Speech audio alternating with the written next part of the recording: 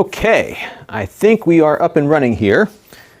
This is either going to be something cool or a complete disaster. As you all know, working on PCs, you know, a little treacherous for us YouTube creators, but we'll see how it all goes. Okay, so here's the deal. What I'm going to be doing is upgrading my gaming PC here from a Haswell generation processor. And actually, I'm going to start recording so that I can have this for posterity. And hopefully my sync is good here. Okay, there we go. 3, 2, 1. Hey everybody, it's Lon.TV, and we are doing a live stream right now of me upgrading my gaming PC to something more modern. I built this about 4 years ago, actually almost 5 years ago now on the channel. And this is a Haswell computer, which is running with DDR3 RAM. And when I got that VR headset in, I couldn't hit the frame rates that I was hoping to hit. So therefore, I'm going to upgrade things. But we're going to leave a lot of the components that I started with here intact. So this is going to be hopefully a relatively quick build because we are just swapping out the motherboard, the RAM, and the processor. And then, of course, reinstalling Windows and going through all of that. So that is the initial plan here, and we'll see how all of this plays out. And I welcome everybody who's tuning in. Yeah, Kyle, I didn't go with Ryzen, and I'll show you what I ended up choosing for hardware here. Part of it's just I'm old and Intel's always been my thing, so that is what I went with. So let me show you what I bought here, and then we'll go into the mix of the actual construction. And hopefully this will not be an embarrassment for me, but it likely will. And let me zoom in here a little bit. So we have a nice PTZ camera here that the folks from PTZ Optics sent to me a while back, so we can do all sorts of zooming and everything. So let's start off with the first component. And you know you're paying a lot for something when it comes in a pouch like this did. So this is the processor, believe it or not. Oops, I hit the wrong button already. This is not going to be good for our stream here. Let's go back to me here. There we go. And we'll unpouch it and then unbox it. So this is the Core i9. I figured, you know what? Just go for it. What the heck? So I got a Core i9 processor. This is an octo-core, so it's got 8 cores inside of it, and it is running at 3.6 gigahertz, I believe. And we're probably not going to get into all the overclocking and everything today, but that's something I do want to pursue. So let's get this thing out of the box. I'm not going to take it completely out yet until I am properly grounded, but we will see how this thing opens up here as we go. I like the packaging. And there's no fan or heat sink, but I actually have a liquid cooling radiator in here from my first expedition with this computer. And that radiator should fit this processor. If it doesn't, this will be a very short stream because we'll have to buy a new radiator and wait for that to come in. So we'll deal with that when we get to it. So let's get into it here. I can't imagine this being an efficient way to ship anything. There's like all this empty space in here. There's a box with the chip in it that's more traditional for what you would expect from Intel. But the deal with these gaming chips is that there is a ton of margin, profit margin in the gaming world. I'm just going to get out some scissors here that might help speed this up a little bit. And this is how it goes. Yeah, so Lon.Dog, this will likely be double. It at least has double the cores because I had a quad core chip before. And now we're going up to a much faster one, or a much more core one. And you know, cores only matter when the software supports it. So for the streaming and video production, I think there's going to be some advantages there. What I might try to do with this also is try to Hackintosh it and see if we can get a Mac installation to work on here as well. Now part of the puzzle with this is actually opening it up. So let's see if we can get into it. And a lot of folks are asking, why not the Ryzen? Why not the Ryzen? Well, the reason is that I'm an Intel guy. I'm not being paid to be an Intel guy. I paid for this chip. And I've been using Intel for the better part of 25 years. I like AMD stuff, but you know what? I think there's something about Intel that works. We had a saying at my old job, nobody ever got fired for choosing Intel, and that's it. It's no knock against the Ryzen chips. In fact, I want to do more with them. But I know Intel better, and I'm more comfortable doing this with an Intel chip, and I had good luck with Intel stuff over the years. In fact, for a while, I was only buying Intel motherboards as well. So here's the processor. We're not going to take it out just yet because we have a few other things to show you. So that's the chip. I got some thermal paste because the thermal paste that is on the radiator now will need to be removed. And then I bought some Dominator Platinum memory. And we're not going to do any overclocking of the RAM here, but we are going to definitely run it at the default. And then, like I said, I'll get some feedback, because I know I'll get feedback from this, from all of you, as to what we should be doing on an overclocking basis here. So let's move this packaging out of the way. And you can see this is some beefy RAM here. And my camera's losing its exposure here. But you can see what that looks like. And I got 2 of these. So we're going to run these as dual channel 16 gigs, and then if I need to down the road, I'll get more RAM. And then one of the nice things about this new motherboard is that it supports NVMe solid state drives, and we are going to be putting this one in. This one came in free of charge through the Amazon Vine program, and I did a written review for it. It's a fast little drive, and that one's going to go into the NVMe slot.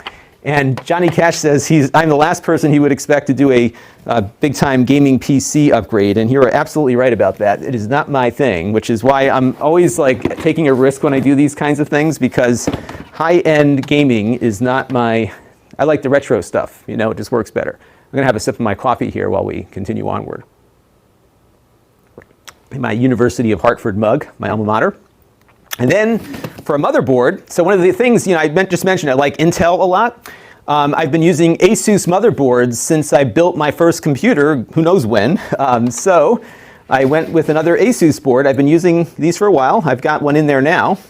And I went with the Maximus 11 Hero. Okay, that's what everybody said works. It's got Wi-Fi built in, which my other one doesn't have. And this is kind of a, as gaming boards go, kind of a bare bones board. So it's good enough to support my GPU and everything else that's already in the system. So I have a GTX 1080 inside of this machine right now. So we're just going to keep all the existing components and upgrade only the things that we need to. So that is how we're going to do that. Hello, Martin. And yeah, so it's funny you should mention that, Shiggity. So Shiggity's asking me if I have any time to actually play any games, and the answer is not really. Although what I just started doing with this computer, this is kind of a neat little tip for all of you. I'm putting my thermal thing on, or my static charge thing. Gotta find a place to put it on. Here's a tip for all of you, is that I got this super long HDMI fiber optic cable, and I reviewed it on the main channel a little while ago, so you can look up that review. And what's cool about it is that it can really give you a huge amount of distance. So I've got this PC set up on the other side of the room, but I'm running the cable all the way around the room to the television. And so this is kind of acting like a game console. And that's been really working well. And the latency is pretty minimal. It's, in my testing, it added like 7 or 8 milliseconds, not a lot, but it seems to be working. So, all right, I think I found a good spot to latch onto there. So let's get this thing open, and you can see what is inside. And we've got a bunch of people in. So David Haynes is telling me it's 8:20 p.m. where he is. Where I am, it is currently 3:20.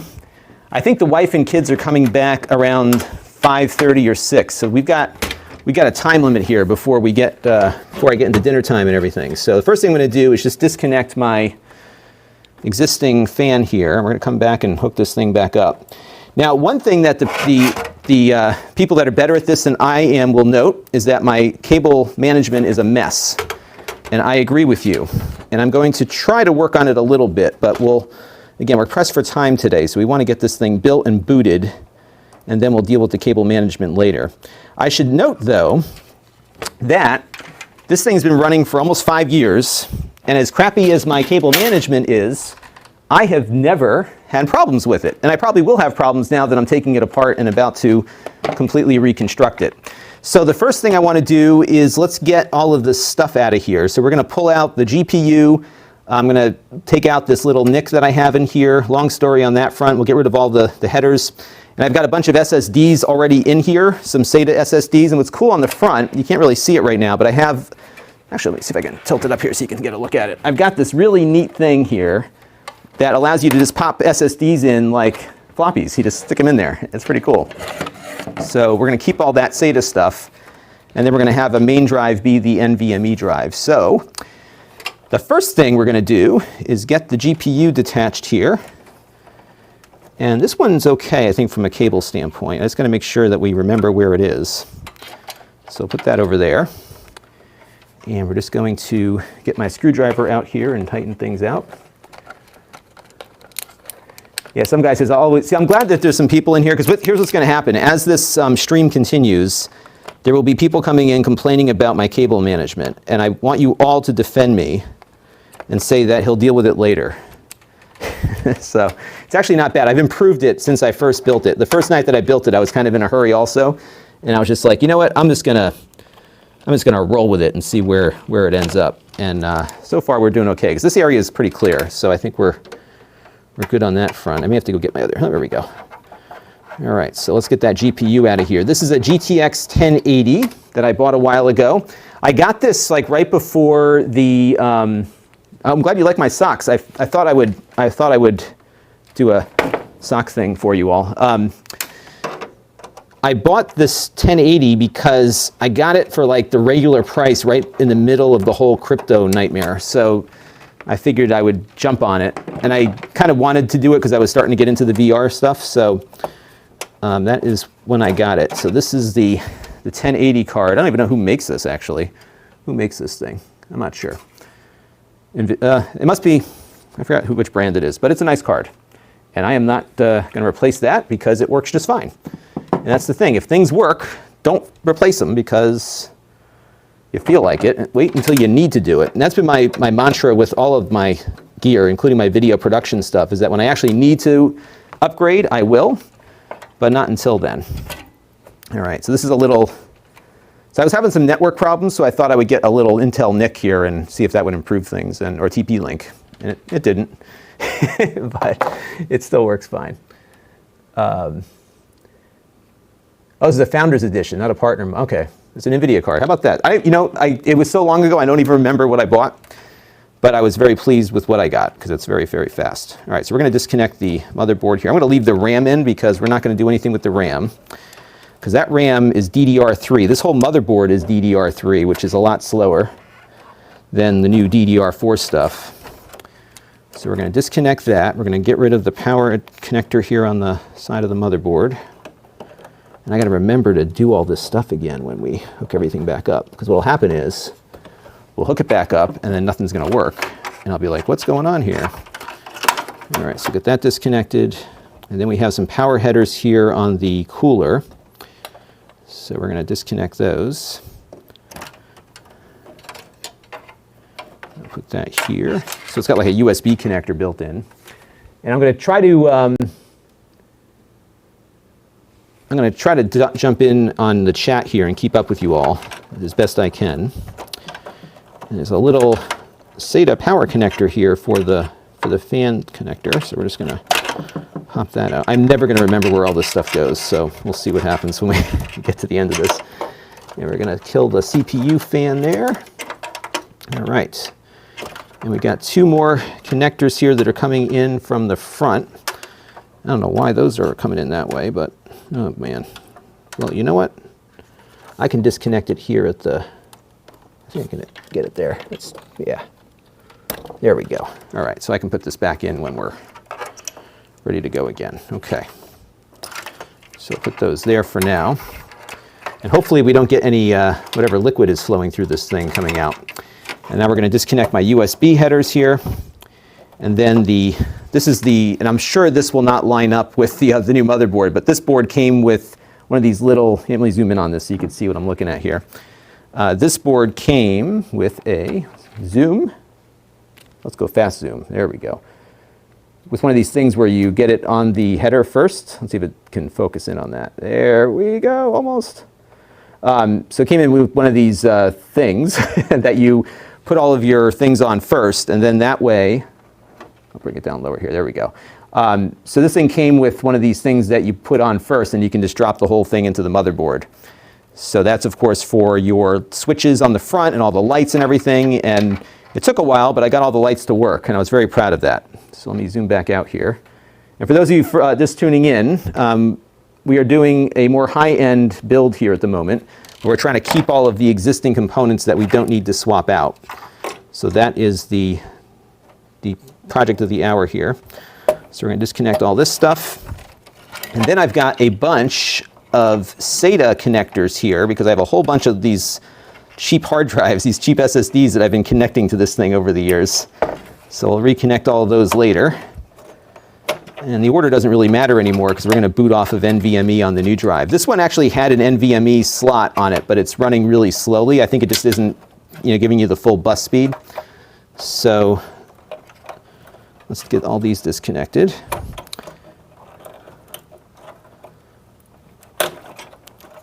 All right. So now, I think what I'm going to do next is get that cooler detached, and then we'll get the motherboard out and put the new board in. That, I think, is what we're going to do. All right. Yeah. The Verge PC guide. Yeah. Well, here's my thing. I am fully aware of what I am capable of doing and what I'm not capable of doing. And, if I do something really stupid, I am more than happy to have people point that out. However, I built this one initially, and it does seem to work. And I'm not going to give you any advice on best practices because I rarely follow best practices. But the good news is that even if I don't, the fact is this thing has run fine for almost 5 years. So I'm not good at it, but I know I can make it work. And nothing got electrocuted, nobody got electrocuted, and the computer worked great, still does actually. I'm doing this, what happens with me is that you start down a rabbit hole, and my rabbit hole was that I got that new VR headset that's causing me a lot of angst right now. And it was unable to hit the frame rates even with the GPU that I have, and the reason is that the memory speed on this thing is just not enough to keep the GPU fed and hungry. So this is what I am now dealing with to compensate. I'm just going to get my little monitor thing here, just went goodbye. So I'm doing this so that I can get that issue rectified. And it's always good to have a nice speedy PC. And let's see if that comes right off. And we're just going to have to clean off the thermal paste here on the bottom. And we'll do that in a few minutes. And if I'm not mistaken, there are screws, so there's screws that come up from the bottom. So we're going to have to pull these out. Oh, I see. That's pretty cool. So these screws are double-ended. So good, we'll just put those there. And I'm hoping that this is the same bracket as this is an 1150 mounting thing, and the new chip is 1151. And my understanding is that it's the same except for one component. So we'll see if that is true when we, like one component inside the thing. And now I just dropped a screw. Here it is. Okay, at least these are big. I can find them again. So let's get the rest of these out, and then we'll move on from there.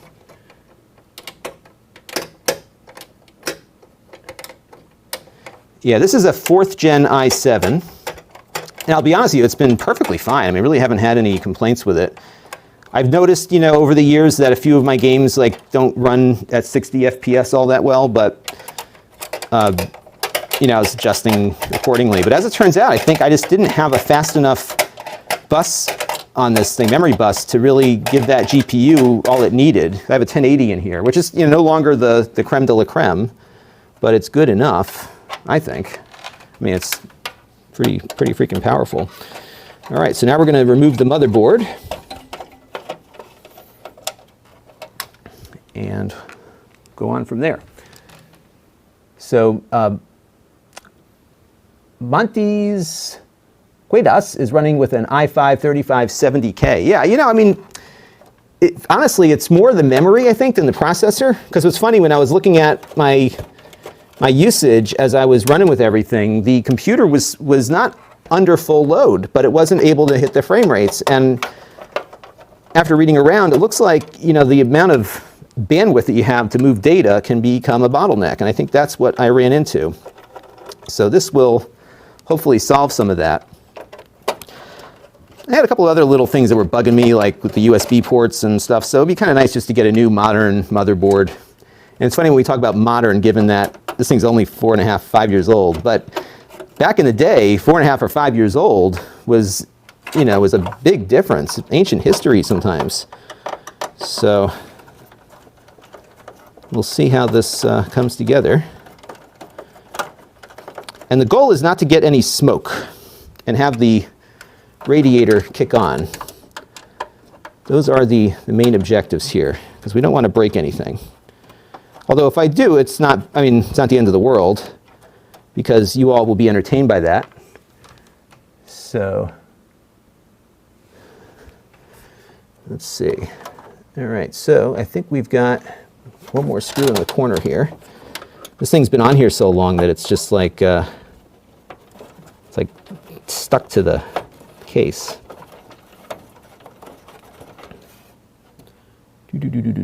Okay.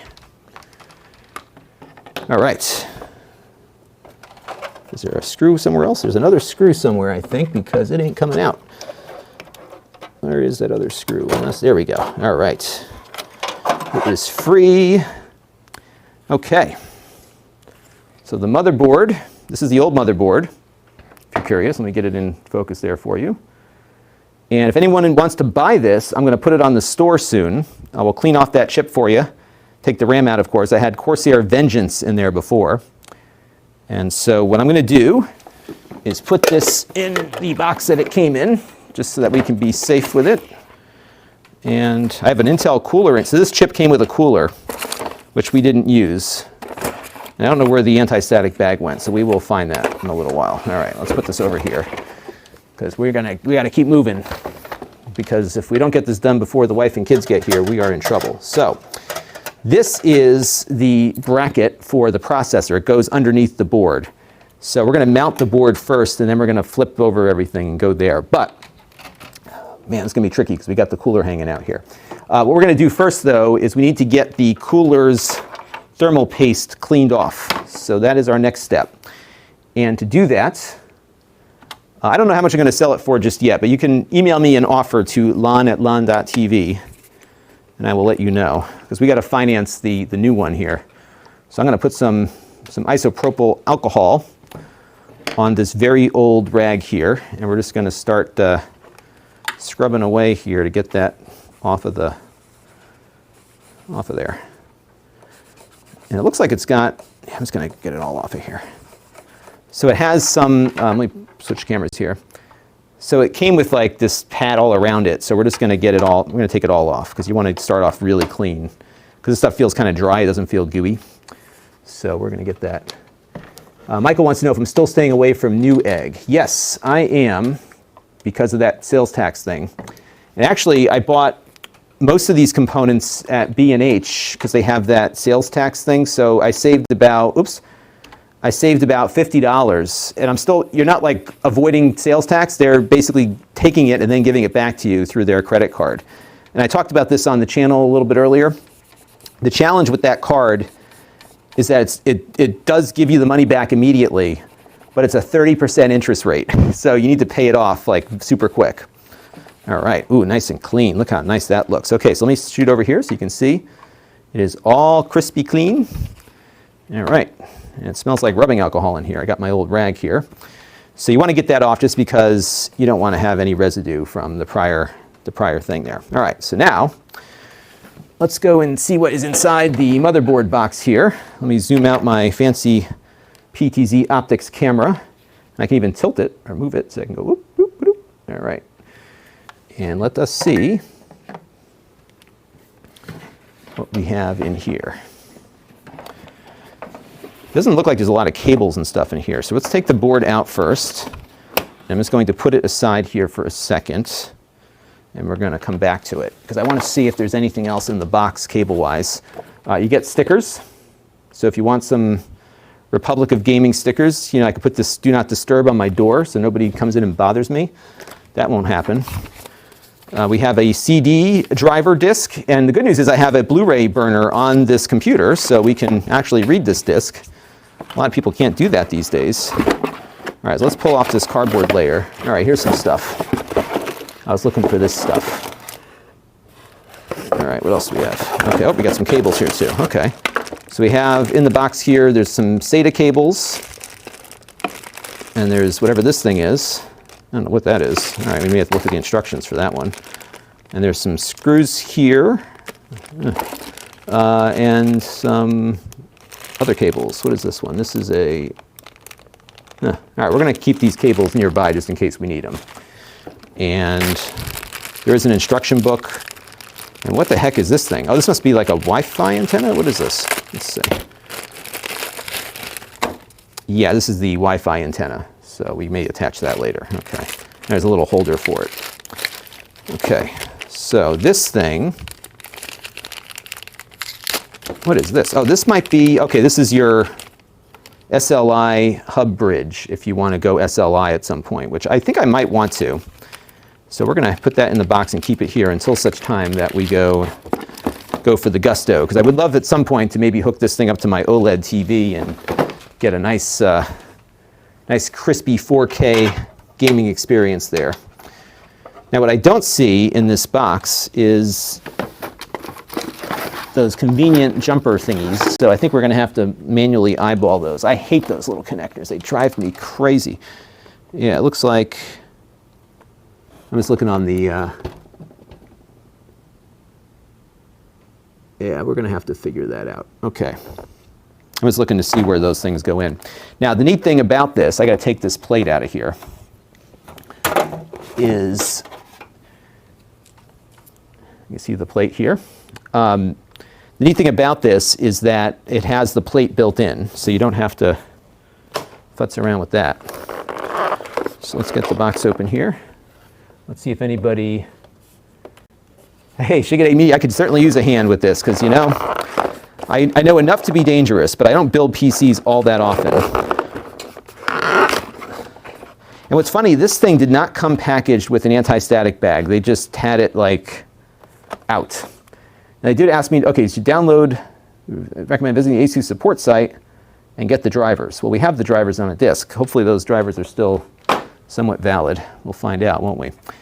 All right, I'm just trying to see where those motherboard... It's funny, I'm more worried about the motherboard connector than I am... Okay, it's all on the side here. Okay. All right, so we are going to just get this positioned, and then we'll start screwing it down. So let's get it in there nice and carefully. We don't want to scratch anything on the bottom of the board. And I got a little bit of a problem here. Oh no, don't tell me it's going to be blocked by the radiator hose.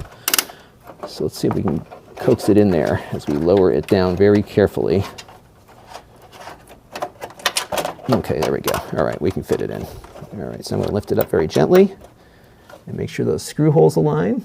All right, okay. So far, so good. And what we're going to do first here is get the motherboard attached to the bottom here. And then I'm going to put the CPU in. And then from there, we're going to then flip up the case and get the cooler installed, or get the bracket for the cooler installed. So we have to install that from the bottom because it has to go underneath the board. And I'm just trying to get this thing to go in a little bit better. The case, there we go. Okay, that's what we wanted to do. So I'm going to do that back corner first. And just get these cables out of the way. All right. Yeah, see, it's a little bit of a clearance issue here with the case, but I think if I get that first screw in, yeah, okay, maybe I'll do some of the other screws first. Yeah, we'll do those in the back. Okay. Yeah, the back plate is actually built right in. Sam, thank you for your Super Chat contribution. He says I should try to use liquid metal. I've never looked at that before. Okay. So the back plate is built right in, everybody, so there's no additional back plate to put into place. And that is partly why it's not fitting in perfectly, because we have to kind of get it started here, and then we can get everything adjusted. So I may just leave out that back right screw, because may as well. If it's just going to work without it, we may as well just go that way. All right, so let's get the first screw down here. Oh, it's starting to line up a little bit better now. We're getting the screws in. All right. Yeah, okay.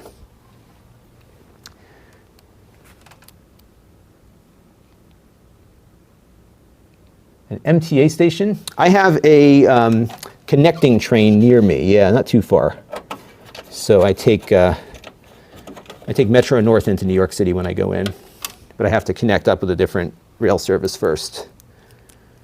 And the good thing about having an existing set of screws is that I know if I have extras, I still have to put more in. Isn't that a great thing? All right, so that one's in. Standoffs are in the right spot. Yeah. Well, you know what's funny? When I did the first build years ago, there was one guy that actually emailed me, and he's like, "I'm never watching you again. I thought you were some really expert person, and now I know you're not." I'm like, "Okay, well, sorry to disappoint you, but you know, I think there's, some people are enthusiasts." And some people are not. And I am kind of in between.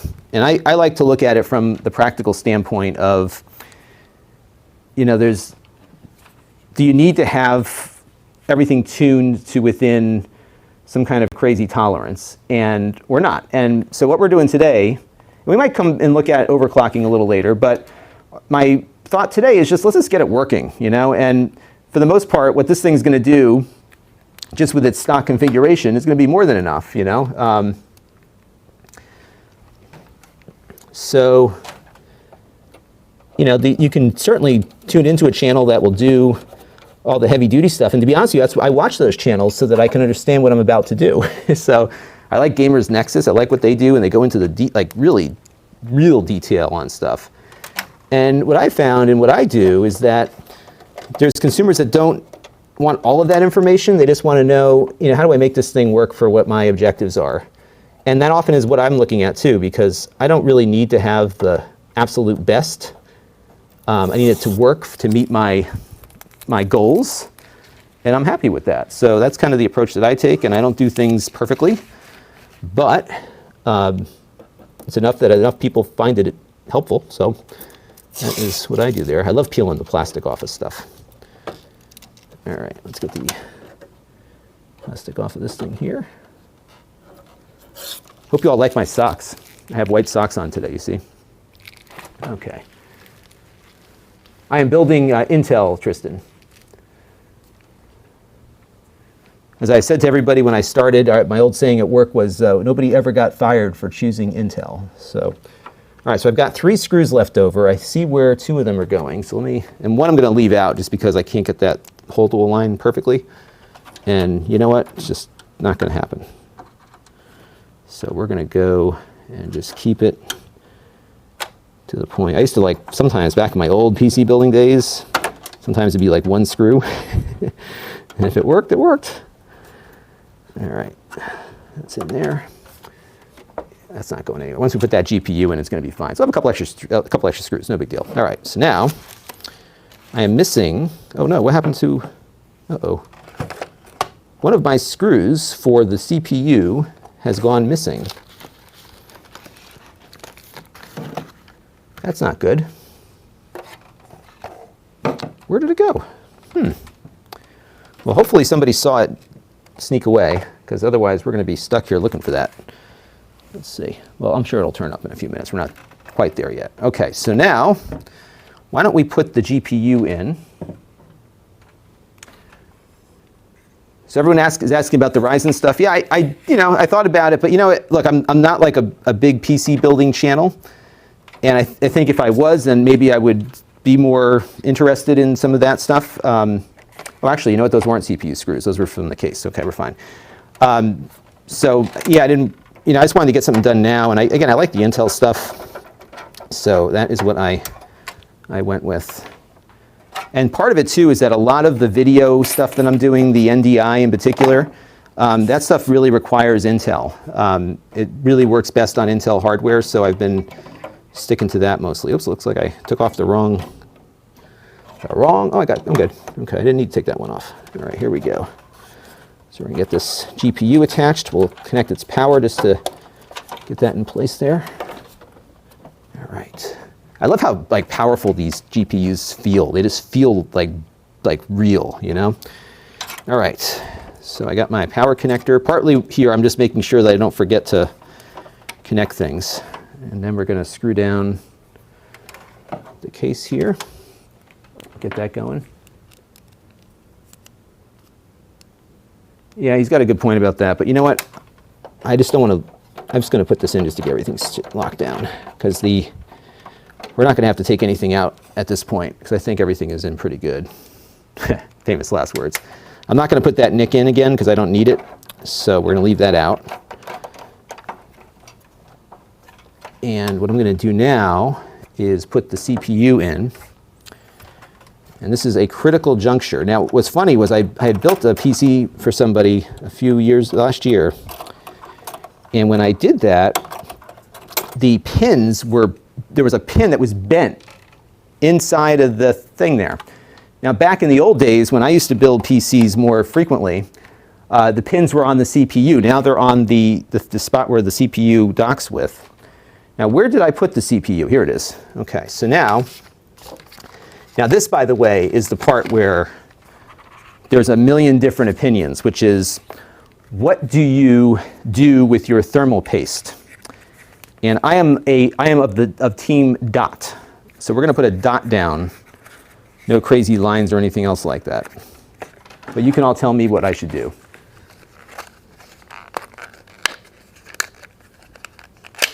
And yes, no Ryzen, everybody. We are sticking to Intel here. I know it's disappointing a lot of folks, but I wanted something immediately. This was available, and it is an i9 with an octo-core processor. 8 cores, more cores than I've ever had in a single computer chip. And I'm going to put down just a little bit here just to make sure it's coming out. All right, good. Okay. So now I need to make sure I align this chip up properly with the pins. This is where you can really, really mess things up. Actually, you can mess up things everywhere, but this is where you really can mess things up. So you got to be really careful about this. All right. I think that fits. You all can tell me if I have it incorrectly. I think everything's lining up. Here, let me zoom in. And let's zoom. And we'll tilt up a little bit here. Oops. Whoa. All right, let's go get in close on that, because I want you all to look at it. And I think it's in correctly. It feels like it fits properly. I think, right? Yeah, those notches are where they're supposed to be. So I think we are good.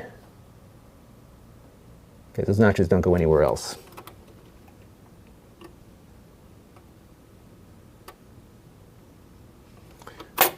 Yeah, and what I'm doing here too, just so everybody's aware, what we're doing here is we are trying to make use of the hardware that I already have, so we don't have to put in anything additional. So all we needed to do was change out the RAM, the processor, and the motherboard. Because I have an existing power supply. I've got this, I'll assume, this Corsair thing I got a couple of years ago. It's a CX750M. That's been working, everything's been working fine. So hopefully it stays that way. All right, so now what we have to do is we have to get the bracket here connected underneath the computer. And to do that, we have to get in on the other side of the case to do that. So we got to be very careful now, because I don't want this cooler flopping around and hitting anything. Now, the nice thing with this case is that, all right, we're good so far here, is that I can take out the other side of it. You may not be able to, you can see this, I think. So on the other side, I've got the lower portion of the CPU exposed here. So I think it should be pretty easy to get this going. And we're just going to line this up. Okay. It looks, oh, no, it doesn't look like that side fits. Let's get it this way. I was told this should fit exactly as it did before, but it doesn't look like it. So I might need to go into my back room and see if there's another bracket. Oh, there we go. Okay, we're good. Okay, now the trick is here, I think what I'm going to do is go on the other side and just put those screws in. Now I don't remember whether it's the long ones or the short ones, so let's see how it goes here. So we got those, yeah, I think it's the short ones. So we're just going to tighten these up here. Get those in there. I'm sorry you can't see this, I just have to get it up in this fashion here. Yeah, there we go. Well, I almost lost my, not my poop, but I almost got very concerned that I did not have the right bracket, but it looks like whatever I read was true, that this will line up and you should be fine.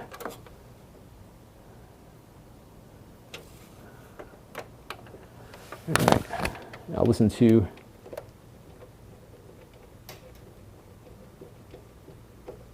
okay. All right, so just people that are tuning in late, because wow, it's 227 of you in here watching. I think this is kind of like watching car racing, because like maybe you watch it for the disaster that may ensue or happen as a result of my work here. What we are doing is upgrading from a Haswell chip, an i7 with DDR3 RAM, to Megatron here, an i9 octa-core, 3.6 gigahertz, I believe. So we're going to double the cores and increase the overall performance, hopefully. And the reason is that as I was starting to play around with this higher end VR stuff, I didn't have enough bandwidth, memory bandwidth, to really get the most out of it. So it was time to make an upgrade, which is what we're doing. Okay, so that's in. Yeah, that was that bent pin. So this didn't happen. Hopefully, it didn't happen this time. We'll see. But yeah, there was a bent pin. The good news is that it wasn't bad. All right, we're going to put a little dot on here. Ooh, it did not go in the way I would like it to go in, so I'm going to adjust it a little bit because they gave me a little plastic spudger thing to get things on track. So we're just going to push that over a little bit. Yeah, this is not looking too good already. Okay. Okay. So now we are going to attach the cooler to the processor here. Okay. And all we got to do now is just tighten up some screws. And we have ourselves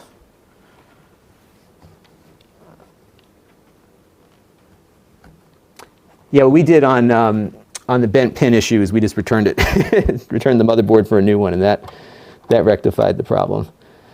And this motherboard, in case you're wondering, is a Republic of one of the oh geez, I dropped my screw. This is a Republic of Gaming Asus Maximus 11 Hero with Wi-Fi. Because I figured, hey, why not? This was the least expensive, but motherboard that had what I needed. It doesn't have Thunderbolt or USB-C, by the way. But you know what? I'm not using that on my gaming PC. I use it mostly on, Thunderbolt's not big on my Mac. I use it for all my Mac stuff, but not much on the other things. So I figured I can go without Thunderbolt. And now we're going to get the cooler locked down here. And then we'll reconnect power to the cooler, and then we'll start putting the RAM in.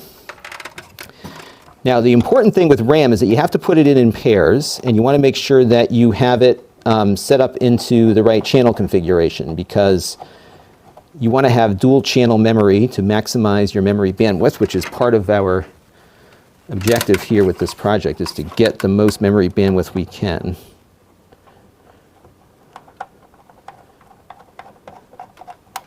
All right, so let's get that screwed on here. And what time is it? It is 4 o'clock. So we are doing okay so far here. There's always going to be a show-stopping problem that will happen at some point. So we'll see when that occurs. And especially when I'm building something, there's always going to be a showstopper somewhere along the way. And this is the same Corsair radiator I had from 2014. Same power supply, same GPU. Now the GPU, of course, is a little bit newer than the rest of the PC was, but again, I've been very much reluctant to upgrade more than I needed. Now, it looks like there are 2 versus 3 connectors here for power, so I probably have to get some more power things connected here. Let's take a look and see what is going on there. So we're going to connect up the power cable here. And you know what I didn't think about was where the heck are the SATA connectors on this thing, because I got a bunch of SATA drives to hook up to it, and I don't know where they put them. Could they have put them on that side? That'd be crazy. I remember looking at them when I was getting the board ready. Well then, oh, they're on the bottom, I think. Yep, so I should have listened to the person who said don't put the GPU in yet, because we got to put the SATA connectors in first before we get to that. So I stand corrected. So we're going to take the GPU out in a minute once we get all the other power connectors hooked up. And it looks like I've got to get a flashlight down there. Oh, I'm bleeding already. So we need to get a Band-Aid at some point as well. Let's go and look up my, so I don't know what I do with my phone either. All right, so let's take a look down here. I think that's another power connector. So I've got to connect up 2 power connectors down there, it looks like.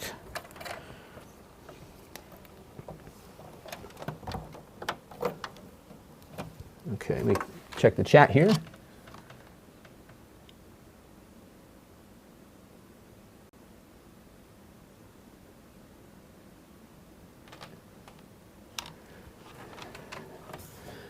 All right, so far it looks like we're getting through here. We just got to figure out.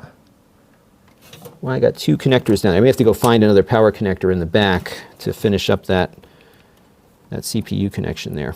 Let's see. I'm betting you too I've got blood all over the inside of this case that I can't see. That's okay. Just a little scrape on my finger here. Nothing too bad. In fact, I typically do get myself cut when I'm working on these things. All right, so let's see if I have one of those connectors kicking around here in this case. So I think I might need additional power that I didn't have before.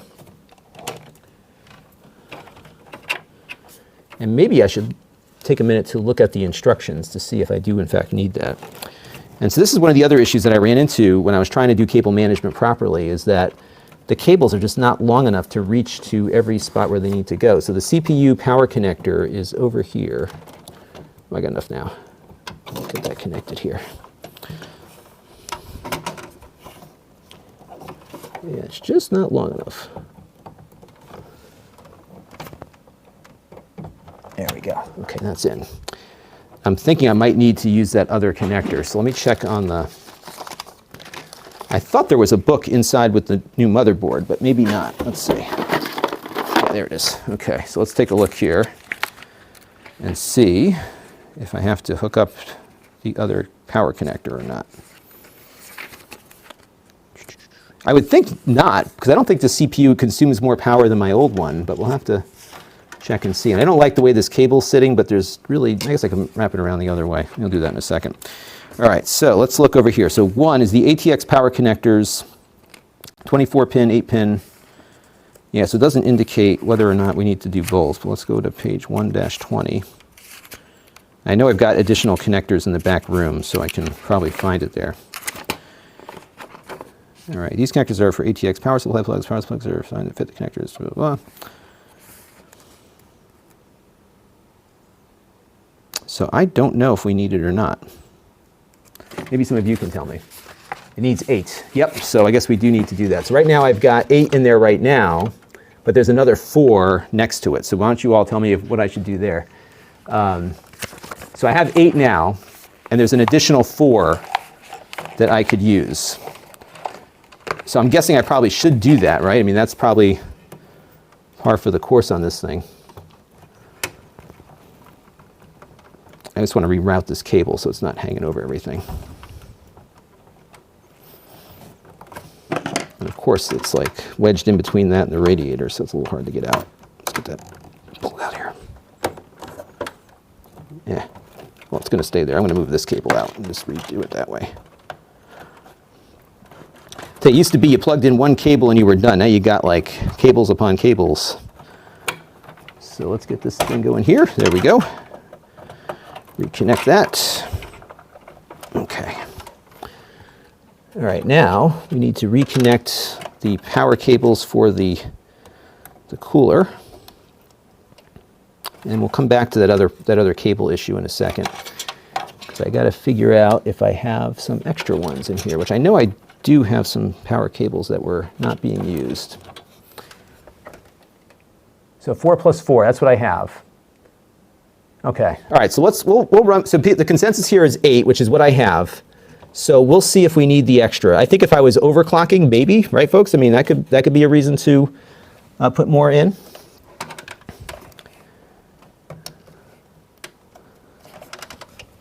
And it looks like I may have put the cooler in a different orientation than it was before, but it looks like it's okay as far as its seating here. Could have been wrong before. It's actually easier to get at the power cable here now with it this way. So.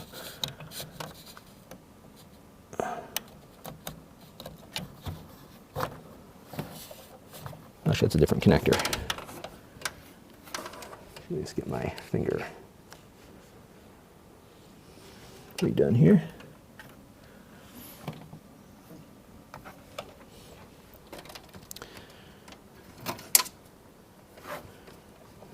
All right, so that one I remember goes in the thing there. This one will connect up to this one here. Okay, so we got that connector in there. And this cable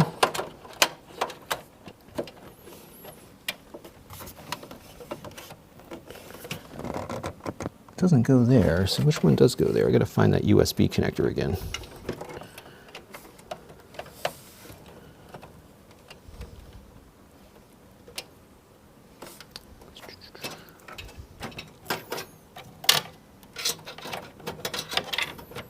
And then we'll do the SATA connectors after we get the cooler figured out. Here's that USB connector. So that one goes in here.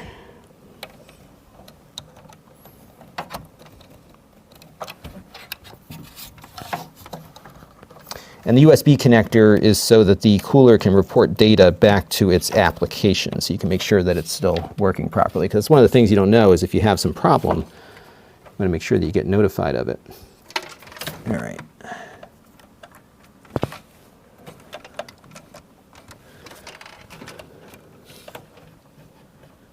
I'm not seeing another connector there, so I think this one goes in there. I just got to get it situated in there. So what's everybody have to say here? So my reason for not upgrading the cooler is that the cooler I have works fine, and my approach here has been, let's not upgrade what ain't broke. So that was why I went the way I did with it.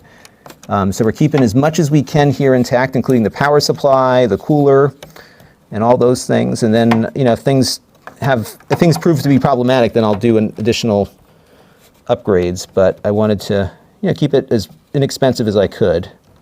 And I think that's one of the things to think about when you're working on a PC, is that you don't always need to upgrade all of it, because a lot of the stuff now tends to have a lifespan to it that it didn't have before. I thought this goes in here, but it doesn't seem to want to go in there.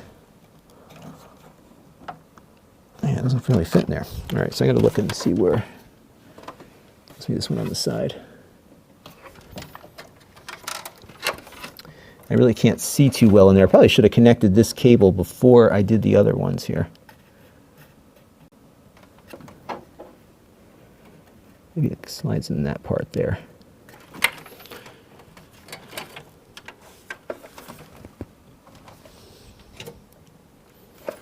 Yeah, this one goes, okay, I see what it does now. This one goes onto the CPU. So I got to find my CPU cooling fan connector. It is funny how things change from one board to the next.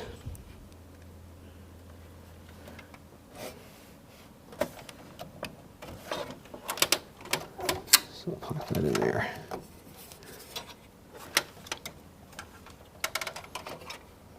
I just got to figure out where this one goes. So this, I guess, goes to the fan that runs on the outside of the case here, which I think connects up to the. It just doesn't look like that fits in there. So So it probably goes on the side. I just got to figure out a way to get it in there without seeing it. There's always something. I may rewind the tape here and see if I can figure out where it goes. Okay, so we got that in there.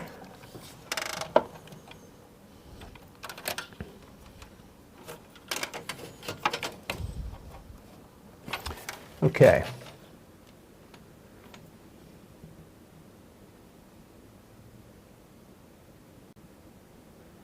If Vladimir Putin says he would build it just to, yeah, I'll get there eventually. And somebody tell Ginu about the cable management. We had a discussion about cable management a little bit earlier.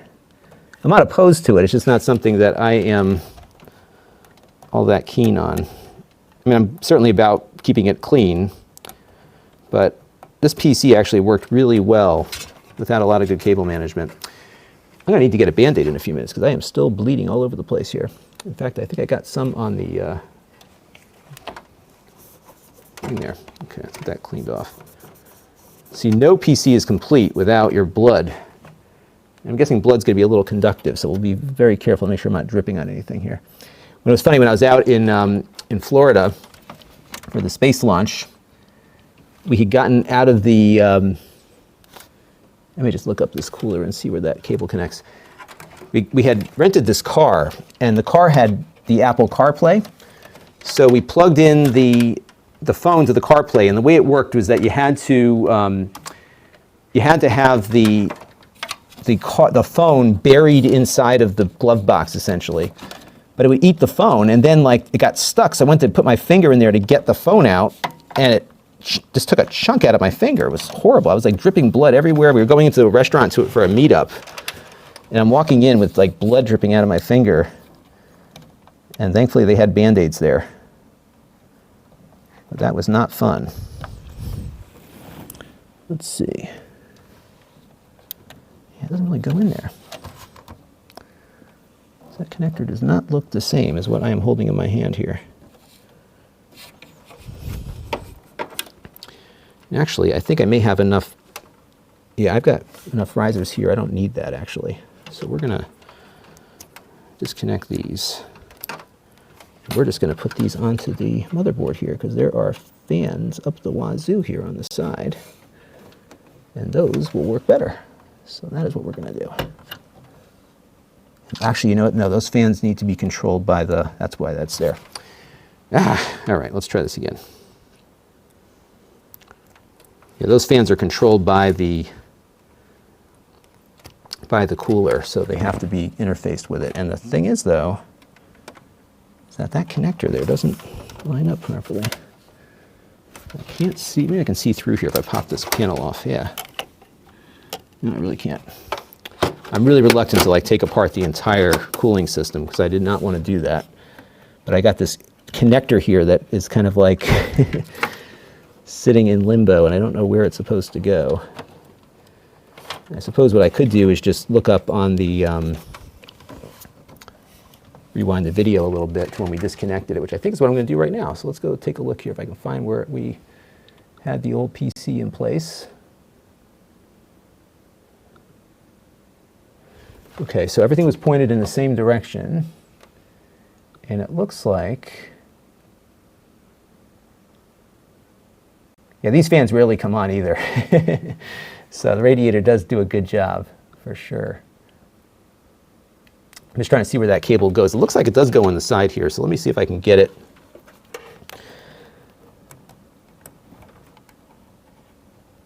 Get it to catch on something there.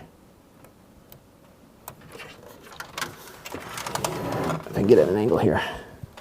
Okay, now I see it, I think. No, is that a label? Yeah, I see it now. Okay. Yep, now I'm totally seeing it now. Okay, I got it.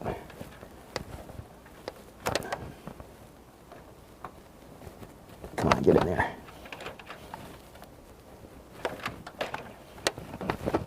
Yep, we're good. Okay. Okay, hurdle crossed. Good deal. And now, because I didn't listen to you all, I am going to need to take out the GPU so we can get the SATA connectors in properly. And then we will install RAM. We'll try to find a home for some of these cables that are floating over the RAM. And we'll make all the rest of the connections, and then we'll boot this sucker up and see if we need to add some additional power to the mix, which is perhaps likely. So right now we've got 8 connectors in there, and it's possible we may have to add more. That's the only mystery we have on this board, because it wasn't clear. And I've got some more power connectors in the back room, so if we need to, we can grab those and pull them out there. Let's get some more of this blood out of the way here. All right, there we go. Okay. So we'll find a home for this GPU here real quick. And we'll connect all my SATA connectors. And we'll keep going here.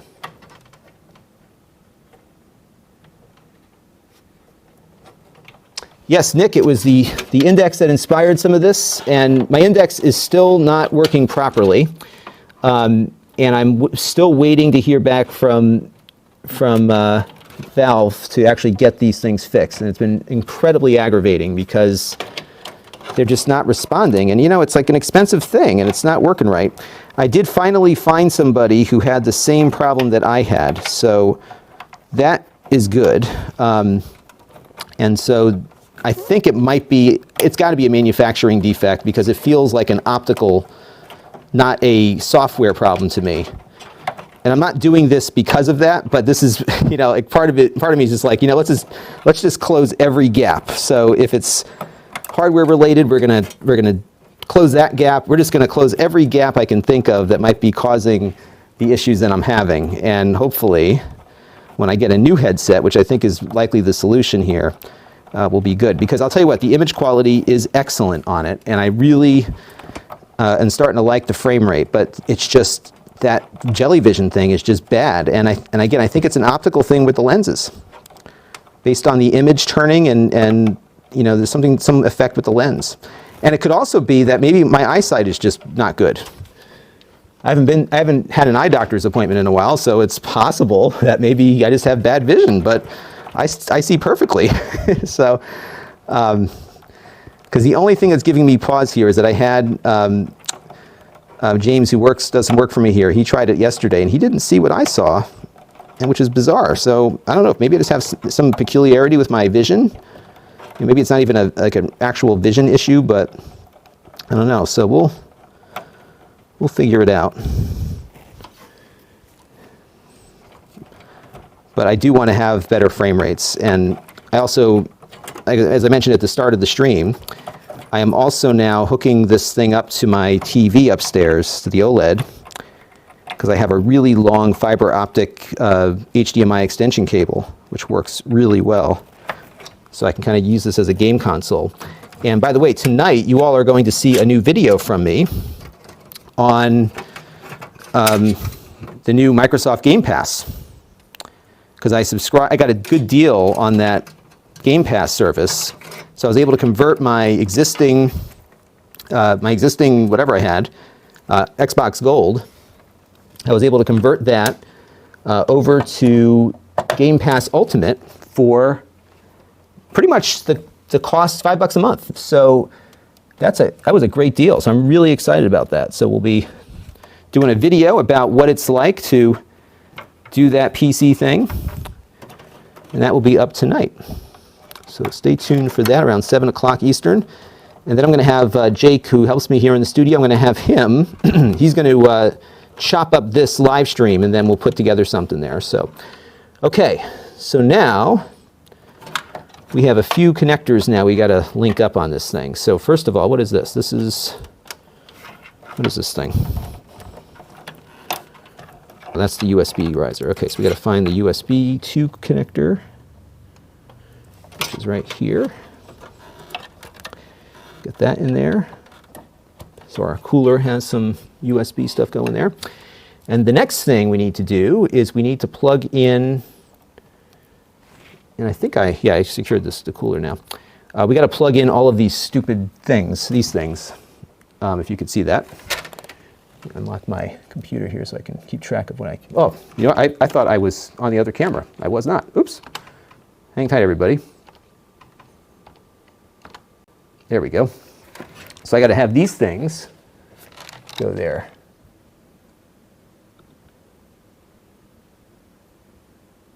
All right. So let's go through. Okay, so this is where all those connectors, the front panel. Oh my gosh, it's so tiny. Ugh. Okay, so we have down at the very low portion here. Sorry, this is going to be hard for you all to see. Let me see if I can zoom in on it a little bit. Down in this corner. So they didn't make it as convenient as the last motherboard where I just had to attach it to this little riser thing and that was it. I've got to like match up everything to these front panel connectors, and the text is like super tiny. Okay, so power LED. You gotta be kidding me. Let me get the book out. Let's look it up in my book. All right, system panel connectors. They are like masochists. How can anybody see that? It's like the tiniest thing in the world. All right, so ATX, PTX connectors. Yeah, okay, so hard drive LED is pin 1. Reset is next to it. Power LED is above it. Okay, so hard drive LED is pin 1. So let's pull that one off first. Okay. And pin 1 is right there. And it's funny because this is a pin 1 to the left and the right. Let's see.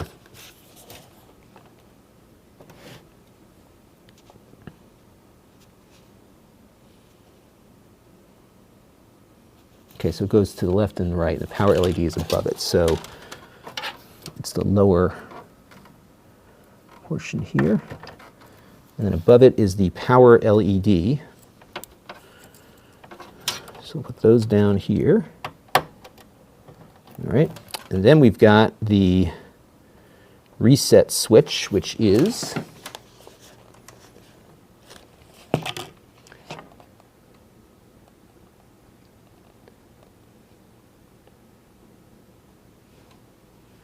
the reset switch is next to the hard drive LED. It's funny when you wire these things up incorrectly and you get your stuff resetting there. And then the power switch itself is right there. Okay.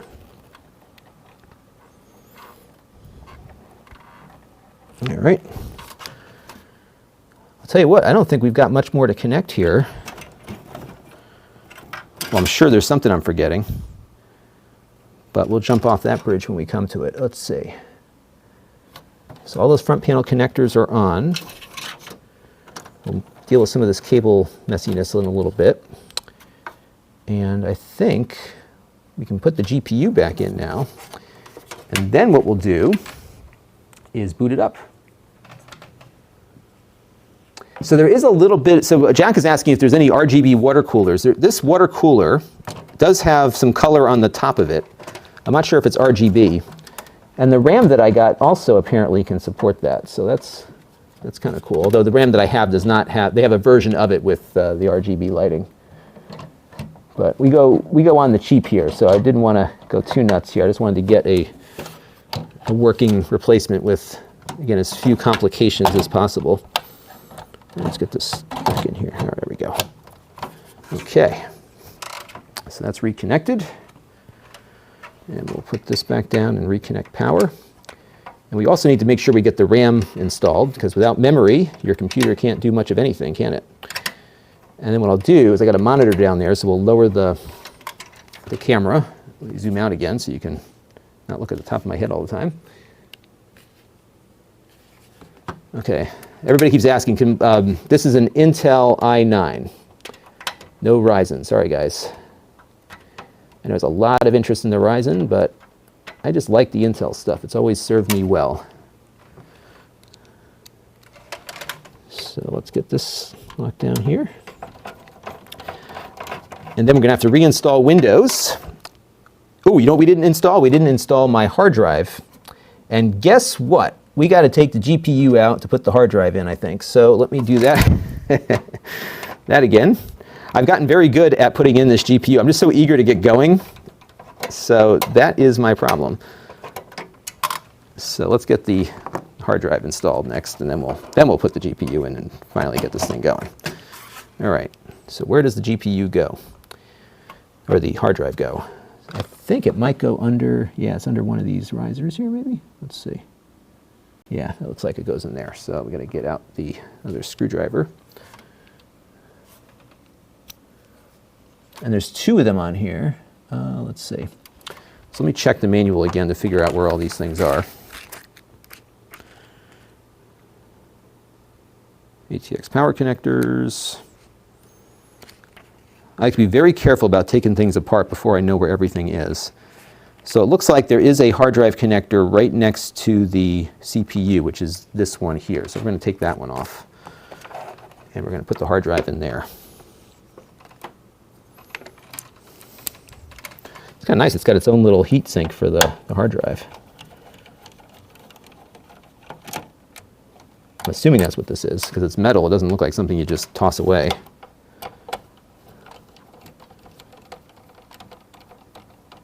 And one of these supports NVMe drives, and the other one supports NVMe and mSATA.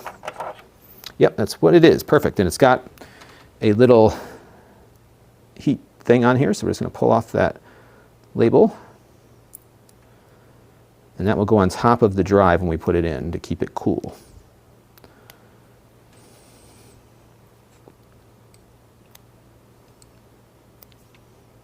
All right. Peel that off. Okay. And we're going to find that hard drive. And again, this one came in free of charge through the Amazon Vine program. It's a WD Black SN750. It's 500 gigs, which should be more than adequate. And we're going to pop that in and then just put it down like that. And so we're going to put this thing on top of it and fasten it all back down again. Ooh, oh no. Ah, that stuff sticks. Oh my goodness. All right, let's get it back. Let's try this again. That fan connector got in the way as I was going back down on top of it. Okay. I'll line up that screw hole there. Get that one line there. Okay, there we go. All right.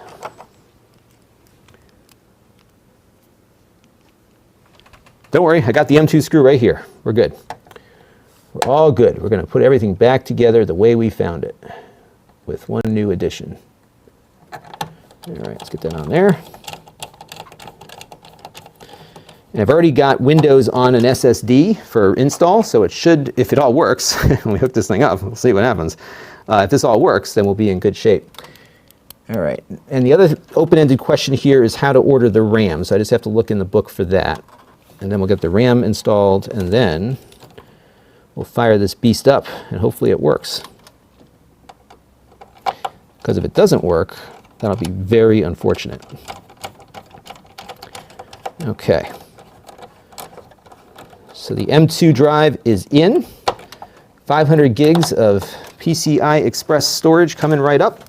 All right, so now it's telling me, okay, so A1, A2, B1, B2. So I think I have to go, okay, perfect. So it's got some guides on the board for that.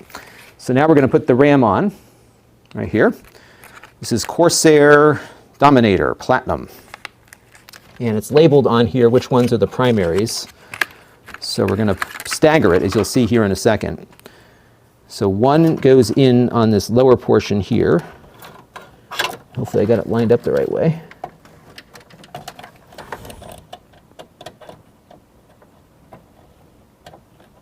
I'm going to flip it around here. And the other one goes in the other way. So it looks like it just slides right in here now. I used to have these tabs you used to pull out, and now you just drop it in, it looks like. Hopefully I got the right RAM. That would be really embarrassing if I didn't, wouldn't it? Okay, there we go. Ooh, nice and secure there.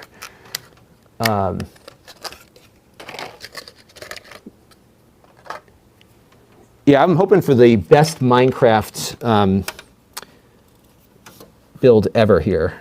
This will definitely run Minecraft quite well. All right, let's get this in here. Okay. Make sure we're lined up. Yeah, we're good. Okay. Boom. Okay. Well, you know, I think it's looking pretty good. Now we just got to put the GPU back in. I got to make sure I don't have any other errant fans not connected here. I think all the fans are hooked up again. Just that the fan on the other side of the case is the only one left to put back in. So we'll get to that in a minute. I think I may actually just have it run initially just open like this to make sure everything works. And we'll see what happens on power. I may have to go hunt around in the back for another power connector for the CPU if it needs it. But my intent here is not to overclock it. And we've got 8 hooked up, so I'm hoping that's going to be enough. All right. I am excited because this build is almost complete, at least from the initial hardware standpoint. And I'm actually very pleased that everything that I hoped would carry over from the old build is appearing to work here. So that is a good sign. Okay, let's get the GPU power reconnected here. Okay. Who wants to see some magic smoke? I know I do.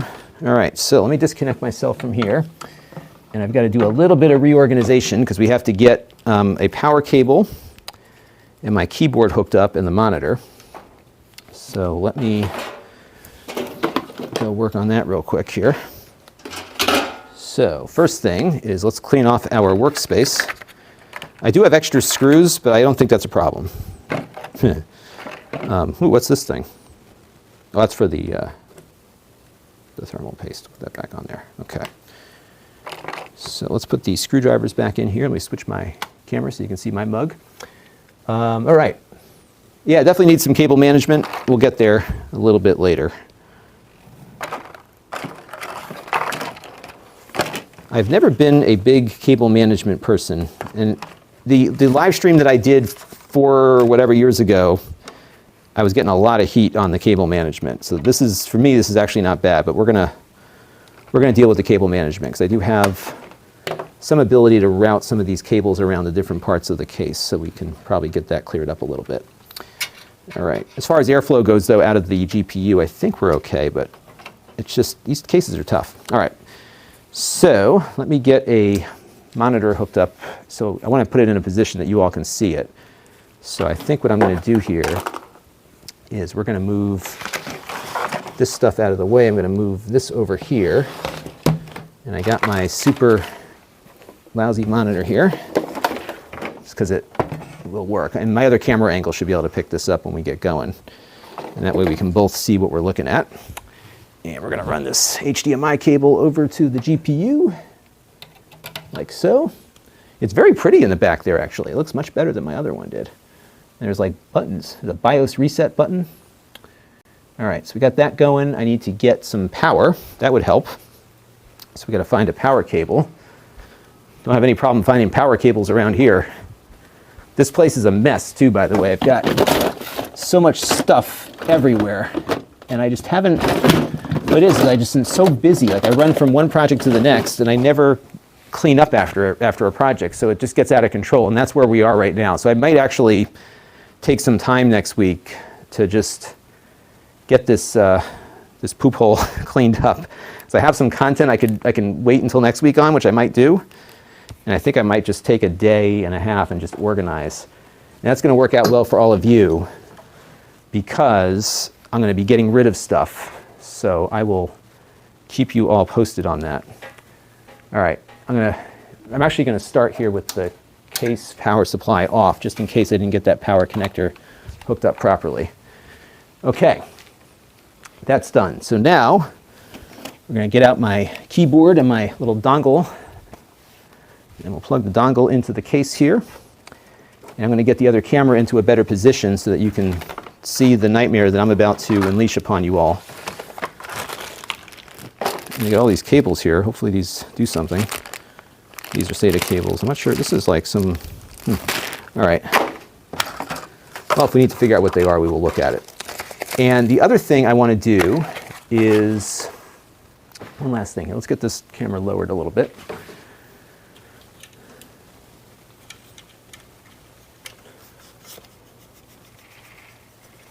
All right, and we're going to tilt it up. And then we're also going to... Just bear with me, everybody, for 1 second. We're just going to get the PTZ camera kind of repositioned here so we can share the image together of hopefully what will be its first light of day.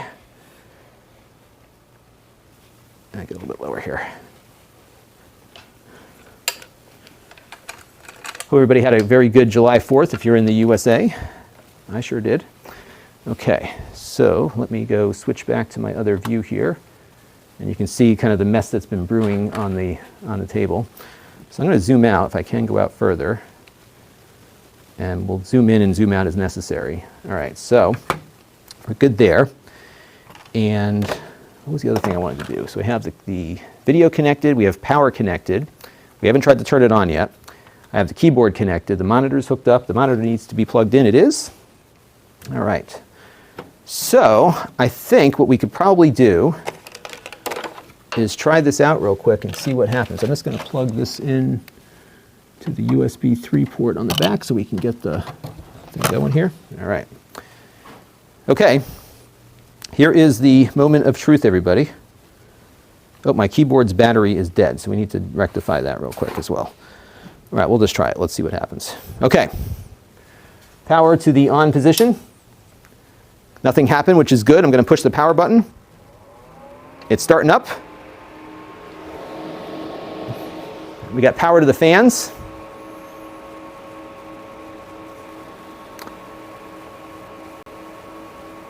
And it looks like we are in business here, although I'm not getting any video yet. Oh, there we go. Look at that. How about that? I still got it. All right. New CPU installed. Let's run setup to configure our system. So let me hit F1. And I'll zoom in on the screen here. This is all very complicated stuff here, everybody. So let me zoom the camera up here a little bit. Whoops. By the way, this camera is awesome. This came in from PTZ Optics, and it's a pan, tilt, and zoom camera. I reviewed it a little while back, and it works over NDI. All right. So I'm just going to let it just do auto everything to start, just because this is called Extreme Tweaker. So we're just going to go, I just want to get an operating system on this thing, and then we'll tweak it later. So I'm going to hit exit here. So target frequency, all right, well, I'm sure it's fine. Let's go and launch let's see if I can boot. Let's go to boot. I'm going to boot up from stock plot. Perfect. Okay, we're good to go. Let's boot this sucker. Save changes and reset. All right.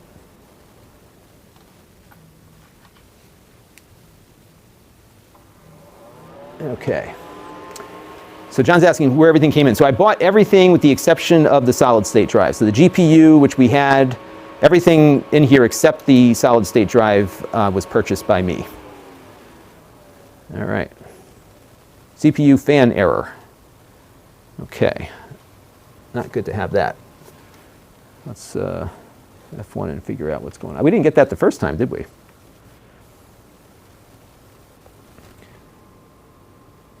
Okay. So let's go check out our fans.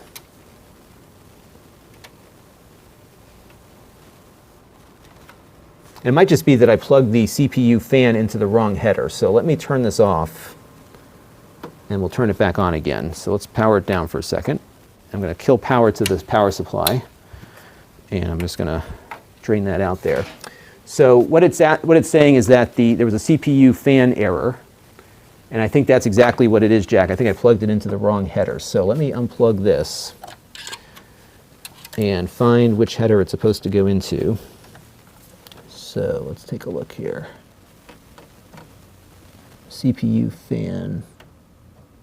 Okay, I think it might be this first one here. So let's try this one and see if it gives us a better result. All right, let's try again. Power it back up, and we'll hit the power button. I gotta just unlock my computer real quick. All right. Because we definitely want to make sure, and by the way, the Corsair, I know it's working because the thing's on and the Corsair light is on the water cooler, so I think we're good there.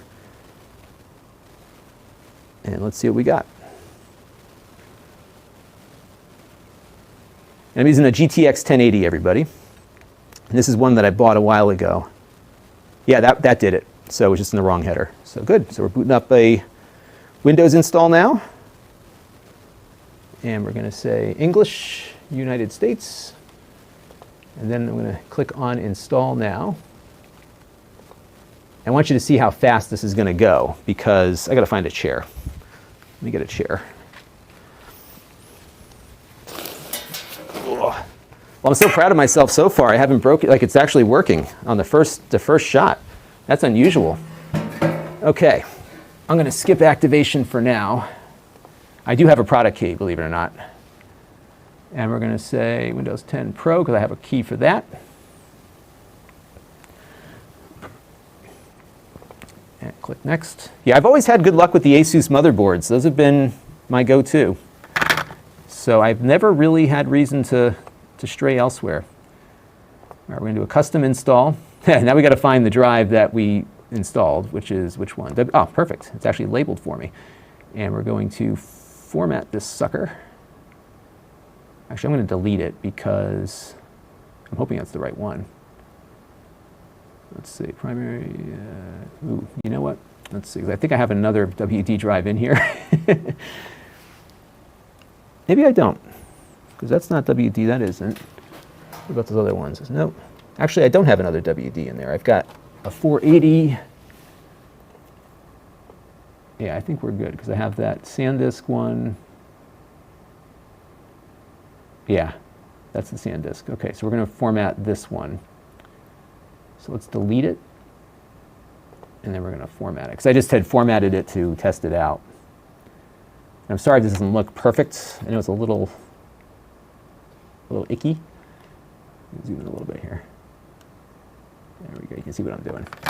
Okay, so now we're going to find that 500 gig unallocated partition.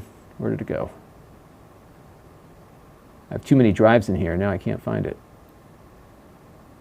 All right, unallocated space. Okay, there we go. So we're going to click New, Apply. Okay.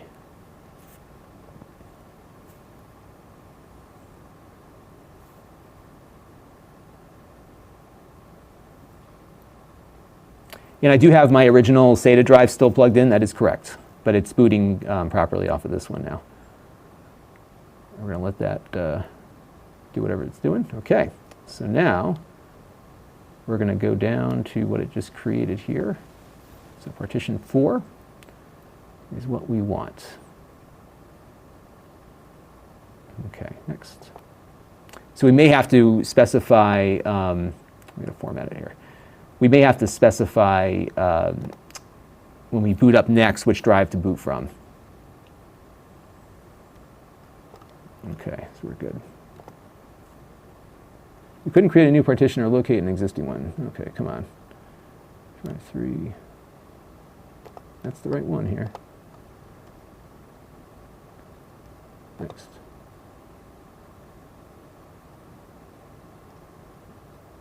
Oh, I see what I did here. Let's just delete it all and start over again. There's always something. I may just yank out all these other drives. We should just do that to start. But then I have to pull the GPU out again, so let's not go down that road. So it's definitely drive 3, so we'll just get everything cleaned out here and start over again.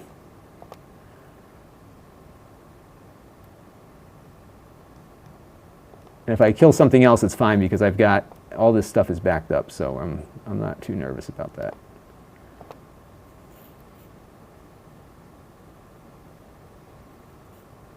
And go back down here.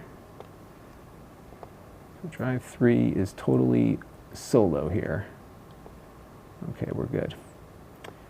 All right, so let us create a new one. We'll apply this.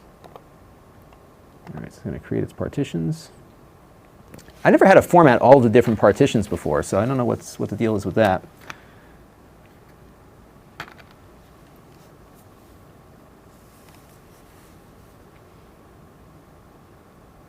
Yeah, this is all just gaming stuff, and I've got, Steam is all backed up, so we're good. And I never have time to play any of the games that I buy anyhow, which is kind of making this whole project kind of fruitless. Because I'm never going to actually play any of these games, for God's sakes. Let's see. All right, so we're good. Let's hit next here and see what happens. If not, we'll format. All right, we'll just format all these partitions. So we have partition 3 recovery. I would think that it would format these. I never had to go through and format each one individually.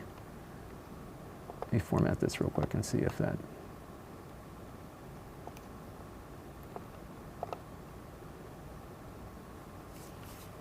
If not, we'll just yank all the drives out and plug them in later.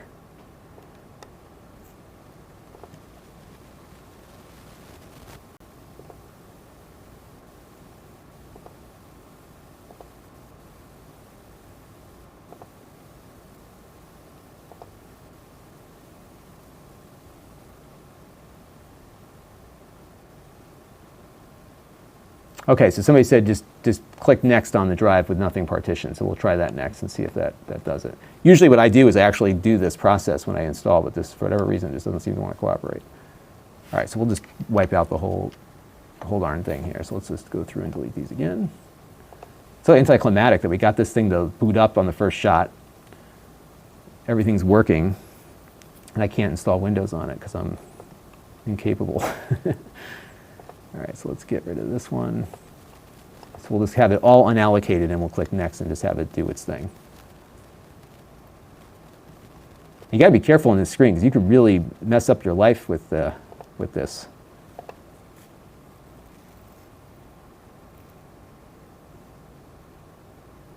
Yeah, Dave for Shmups is talking about the new Microsoft Flight Simulator. I'm very eager to play with that. I've been getting really dangerously interested in aviation lately.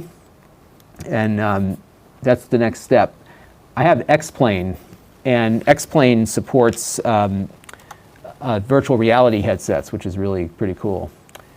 All right, so let's go back here. See, I almost deleted drive 0 here. We don't want to do that. Drive 3. All right, unallocated space. So I'm going to follow the advice from before. Just click next, and we'll have it just do its thing.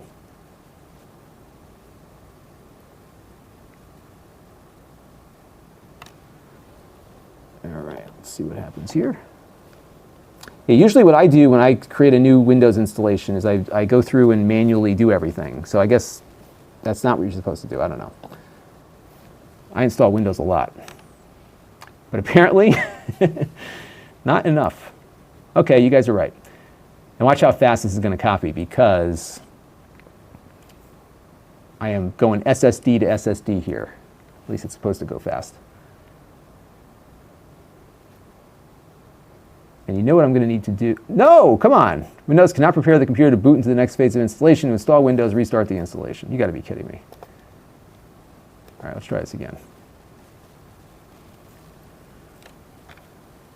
Seriously?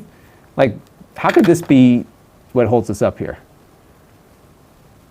I don't have a product key. I have one, but we're just not going to go with it for now. It's Pro. And I even went and downloaded the latest version too. Accept these terms. If this doesn't work, what we'll do is we'll just go in and just yank all those other drives out. And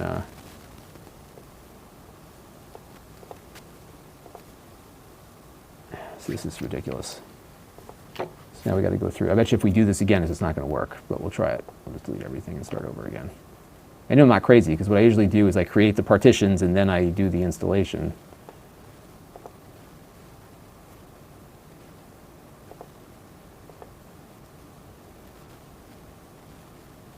Yeah, I'm just going to unplug everything in a minute.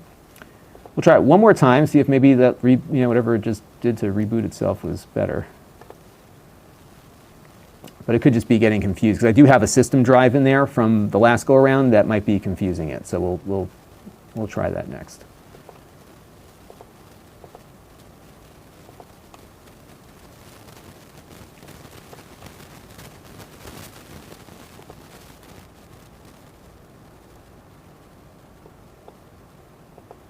All right, one more time.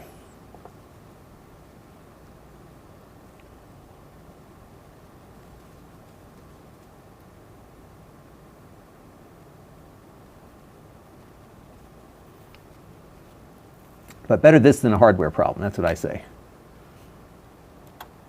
Right? Better this than a hardware problem. Let's see. All right, yeah, it's stuck here again. So we'll shut it down in a second if it fails. And we'll pull those drives out. Yeah. Okay, so let's shut her down for a second. And what we're going to do here is let's zoom out here. We are going to yank out all those drives. And the good thing is that I have, and you can't really see it, but I have like this thing on the front where I can just auto eject these drives here. So I'm just going to pop these two out. So 2 of them right out of the gate here, no problem. Just pop those out like that. Done. And then I've got 2 more inside, but I have access to the case easily here. So I'm just going to flip this up here for a second. And we're just going to yank them out of there right like that and like that. And now those are free and clear. So now all the drives are disconnected. So let's try this one more time. And turn power back on and power this up. Okay, let's see if this does better. I love the fact that 250 people are interested enough in this project to watch me do this. All right, so we've only been going 1 hour and 36 minutes. So I think we're doing okay, all things considered. All right, here we are again. Our old friend Windows. Install now.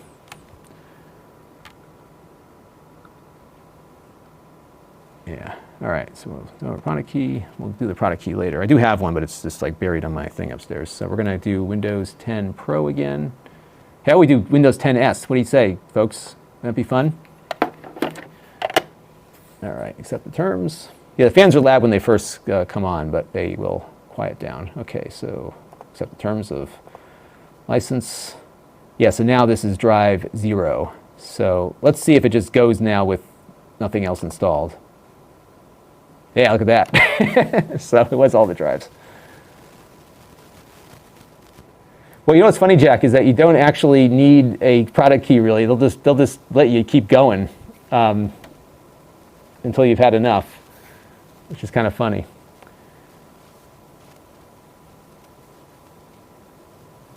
No, Jason, I really do have a product key.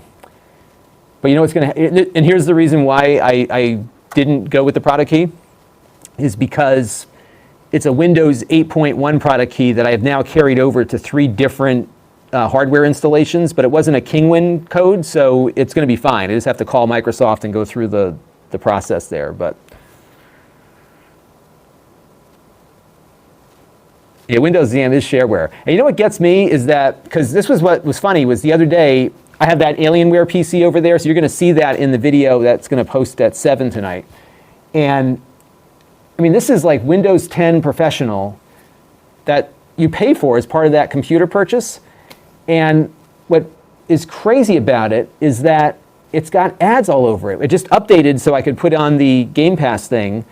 And I've got like all these ads in the start menu. Like they're just like programs that are sitting in there. I just can't believe that's what they do for people that are paying for their operating system. It's just nuts. All right, let's take some questions here as we are going through the initial installation phase.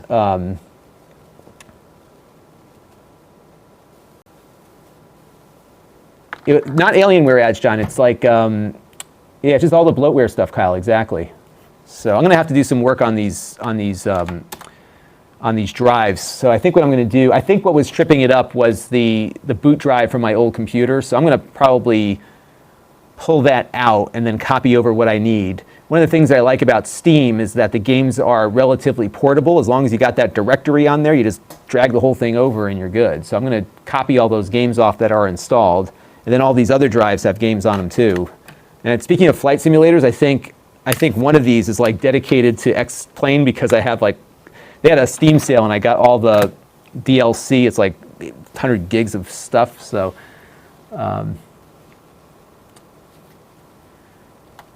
All right, let's see what happens now that we are booting back into Windows here for the first time. And the first thing I want to do with this is actually just run 3D Mark Time Spy benchmark, because I'm just curious to see if we're actually going to see any real performance gain over my old system. One thing I found is that, especially on that benchmark, it's good at differentiating the CPU from the GPU, and a lot of times, like, you could have a slower CPU and just have the same performance there. So, all right. Yes, Lon.TV says it's probably UEFI, which is probably the case. So right now we got a blank screen. I'm sure we're going to have drivers to figure out as well. I'm just going to tilt down this camera here so it's not as much headroom. So I'm going to be sitting down a little bit more now. Okay, there we go. All right. Ooh. Well, now I got nothing. Oh, it just rebooted. I'm assuming that's normal. We'll see if we'll see if that's the case or not.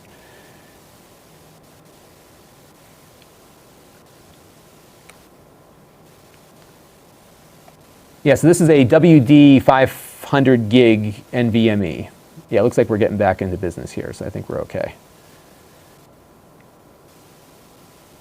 All right, there we go. So we're going to say United States. I'm going to have to log into my Microsoft account, I am sure. I'll skip that. Hi, I'm Cortana. Blah, blah, blah, blah, blah. All right, you know what I need to do also is Ethernet. So, oh, it actually does. So I have no Wi-Fi antenna installed, but it seems to be working, so that's good. So let's just connect up to Wi-Fi just to make it easier. Get that going. Hello, Box.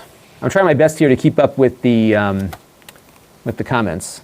But if I may brag for a minute, the good news is that it started up on the first try. So, yay.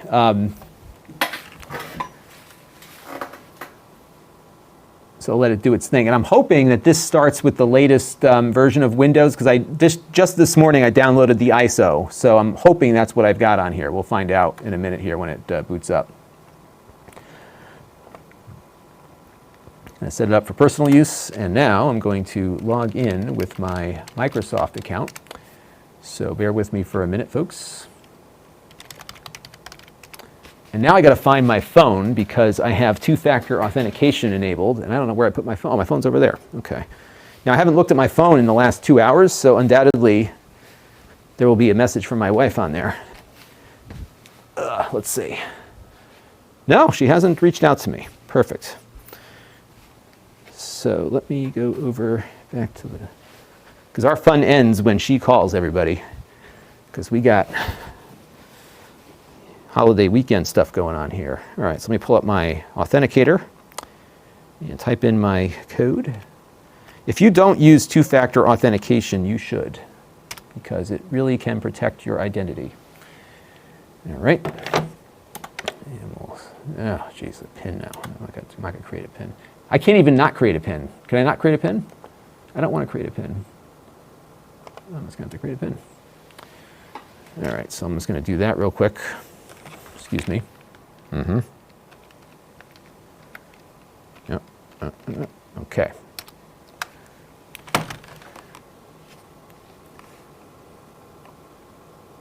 So John, if that's a good idea, like small M2 keys as business cards, that would be great. I do like my wife very much, Justin. It's just when I'm in the middle of a project, sometimes I have to help with the kids and stuff, which is fine. I love my kids too. Do more access devices with active. I don't want any of this stuff. No. I don't want to link my Android. I love how it's like yes or do it later. Nope, we're not doing this. No, I don't want my digital assistant. I got enough of those. Yeah, online speech recognition. You know, I'm just gonna just do. So I think this is probably why I'm seeing all those ads on my thing here. So, you know what creeps me out too about this part is that after you do an update, you get this black screen with the white letters and it says, "We have updated your PC." You know, like Big Brother has done its thing. Let's see. This PC is not using dilithium crystals, but it might have been easier to put together if it did.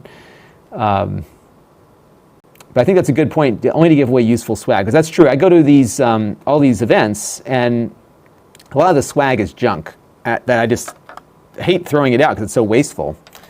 Oh, and guess what I just found, everybody? This was the little riser thing for the motherboard, but it's working anyhow.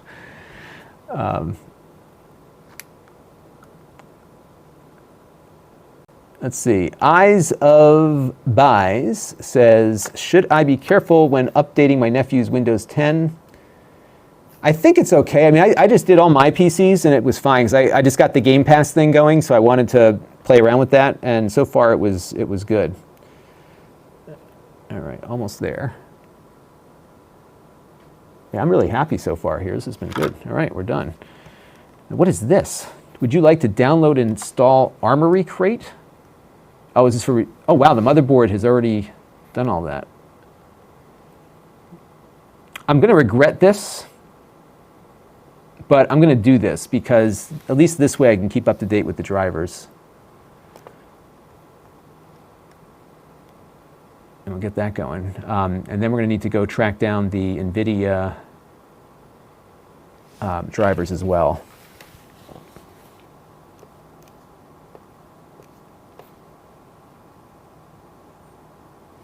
And I'm just running at 1080p right now, too.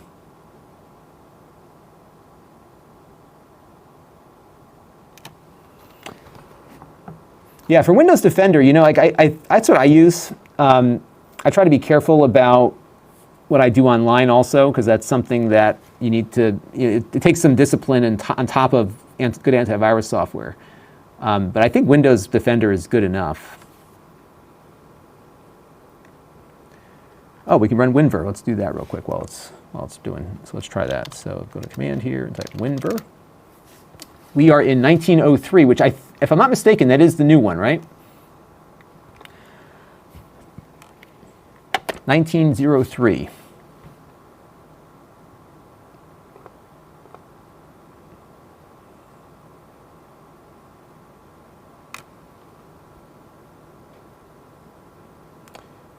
Yeah, we're gonna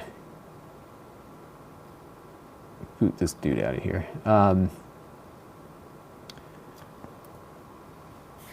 Okay, so we're good there. Yeah, I'm going to grab the GeForce Experience also. I like that a lot.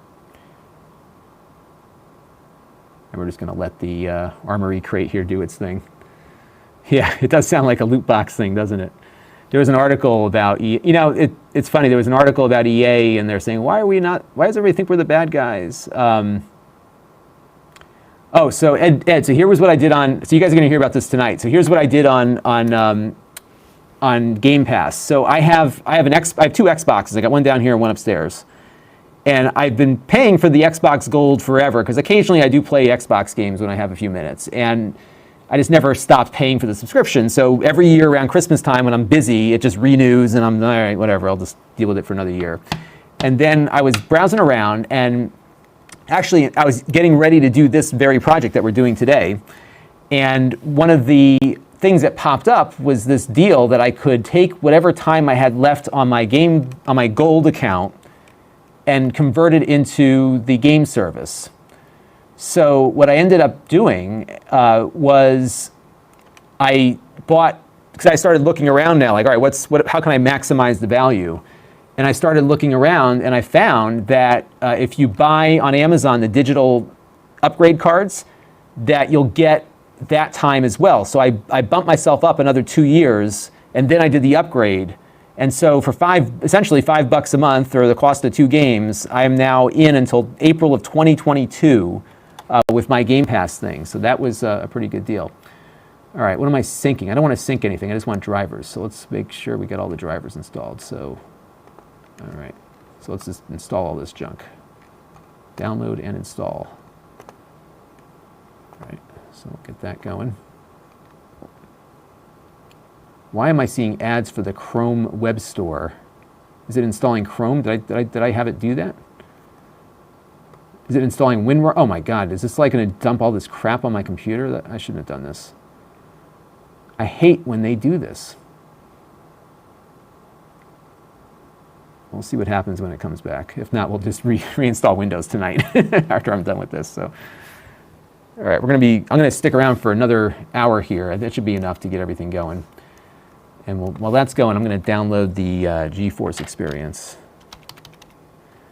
That's right, from Jason, back in your day, you had to download the right drivers. You know, I went with the easiest option here, and that was probably not the right way to go, but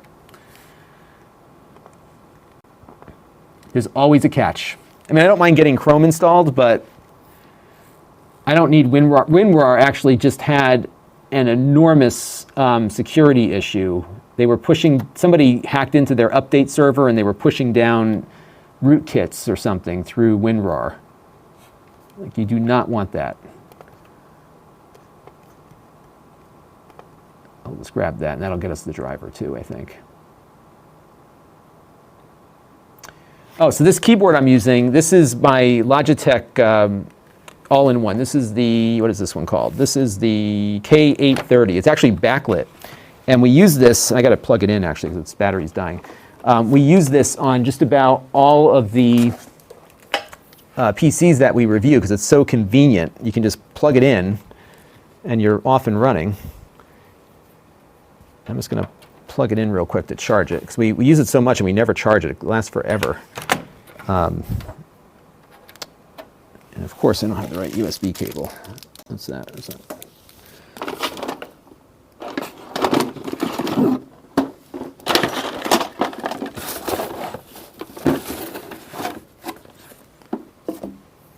But yeah, it's a good cable. It works really well. A good keyboard, I should say. All right, let's get this charged up. Good, we're getting charged now. Okay. And I think we're going to need to do a reboot after all this is done, so we'll let this finish installing. I'm hoping that I'm just seeing ads here for this stuff, and it's not actually installing these things without my permission.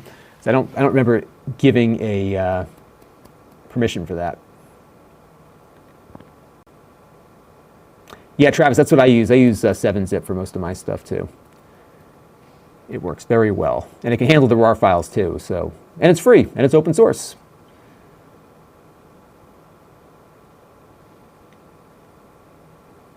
So Jinu has built his first PC just last month. Congratulations. Yeah, it's fun to do, you know, and it's what's nice about it is that it's still not for the faint of heart. But I think a lot of the things that would cause catastrophic ends to your project are not as prevalent as they used to be. So I'll give you an example. Like I was building a PC. Actually, I was just installing a hard drive in my little brother's PC back in '92 or something, and I plugged it in the wrong way, and it just, I mean, smoke and you name it. It was not pleasant. Dad was not happy with me when that happened. So now it's a little bit more forgiving.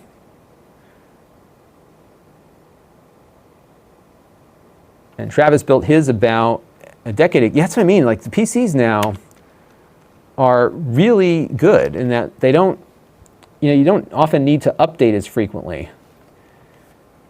And that's why the one I have here, I mean, we've just essentially upgraded something that was still good. In fact, that thing was almost 5 years old, just with a new GPU. All right, so let's see if it actually put that WinRAR. I don't think it did. Yeah, it didn't put WinRAR on there. All right, we're good.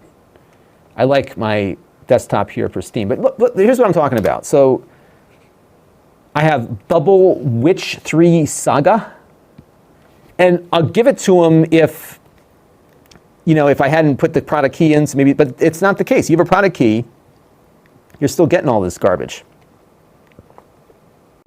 And what's the point of paying for Windows if they're going to drop ads on you all the time? All right, so we're going to do the GeForce experience now, and then we'll do Steam. I'm surprised the Wi-Fi, well, the Wi-Fi is working because my access point is literally right there. So there's no antenna on it, but I think its little nubs there are able to connect to it without too many problems. And this is a Surface. Oh, someone's talking about the Surface. It's not going to, yeah, it's a little close to the edge there, isn't it? We'll prop it up here a little bit. This is a Surface Go. And I'm using this to monitor my my output on the TriCaster, so it's acting as a monitor. I'm going to talk about the Surface Go on my weekly wrap-up show coming up this week. All right, so we're going to agree to install that.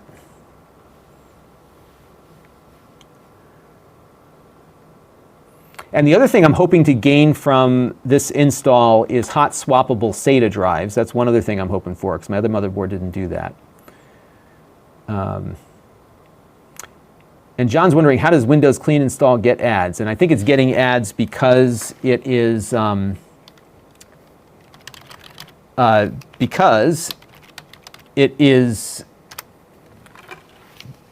how Microsoft makes some money here. I actually think what's happening right now is the fact that my, I'm just putting a password in here. I think the reason is that I did not put a product key in initially, but I still think on Windows 10 Pro you get all this junk put in there. So I got to do another thing here. Let's go to my two-step. Oh, I got to check my Gmail. That's right. I changed how that one works. Gmail, is that you? It is me. Okay. Today is a Friday. That feels like either a Monday or a Saturday. It's kind of a weird thing. Okay, I'm going to skip that, and we're going to get our driver update. And we're going to do that real quick so you can see what's going on here. And this is a 1080 in here. So Spike Blighty says I should use Shut Up 10 to remove telemetry and bloatware. I'm going to look and do that.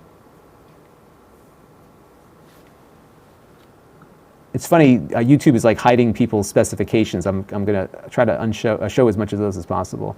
Jazz says it's Saturday morning where he is.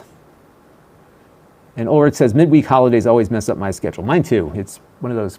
Actually, what's weird now is that because I do this YouTube thing full time and it's what I love to do, I work like pretty much every day of the week doing something channel related, because I just really, like, this is fun for me. I mean, this is, yes, I'm working, but this is fun. So I don't mind, you know, doing that. But I took a good chunk of yesterday off. And we went to my dad's place, and my father lives near the beach, and there's where I live, I'm not far from the beach, and there's a bunch of people that were doing fireworks last night, you know, just on their own. Not quite legal fireworks. I was watching, not participating, so that was fun. Box wants to know, am I into Wolfenstein and Doom? I am into Wolfenstein and Doom. In fact, the originals were my thing. I had both of those. And I remember actually, so it's funny, when Wolfenstein and Doom both, there was no commercial internet that I, as a high school kid, had access to. So you would get those through your bulletin board systems. And a lot of times you had to make long distance calls to get those things. So I had to call into the Apogee Software BBS. They were the distributor for all of those games. And so I had a 14.4 modem. And I had that because I was a sysop. I had a little bulletin board system myself, so you get a discount on it. But it took, you know, probably a good hour to download this stuff. And you didn't have, if anything happened to the connection, like your sister picked up the phone or whatever, you had to start all over again. It was a lot of work. And these games were not huge. But Doom was a big deal because we had all heard about it. There was a lot of talk on the FidoNet echoes about it, and there was some stuff on in the gaming magazines. The graphics just looked incredible. So when it came out, you know, everybody, you couldn't even dial into that bulletin board where it originated because it was just so jammed. And I was excited to finally download it. Brought all my friends over. It was just amazing. So it was lots of fun. All right. Jazz did BBSing on the Amiga. Yeah, I did it on the Apple II initially, and then I went over to the PC. And the PC, of course, supported ANSI graphics, so it was amazing to see color and these graphics that would pop up. If you're curious, there is a great documentary online called the BBS documentary. It's about 7 hours long, so it's in different parts, but it's so comprehensive. It's really worth checking out. I did a video on BBS systems because you can still access them today. There's some free software called SyncTerm that will get you in. I think what's different though now about BBSs is that back when I used to do it, you had a local board that you would call into because that was your free phone call, and it was more localized. So everybody that was online with you on that board was all local, and we'd get together and meet up with, make new friends and everything. It was kind of cool. But now if you can just telnet into some BBS in a different part of the world, it's not the same. I think that's what happened with it. And we talked about this on the wrap-up too, that the BBSs, largely disappeared within a year just because the internet kind of took over. Let's see what else we got here. Yeah, MIRC was always fun. I used to do IRC on a terminal window there.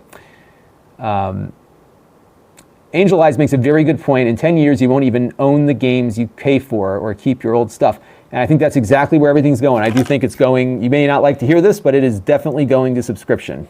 And the reason it's going to go to subscription is that I don't think they can make enough money selling games.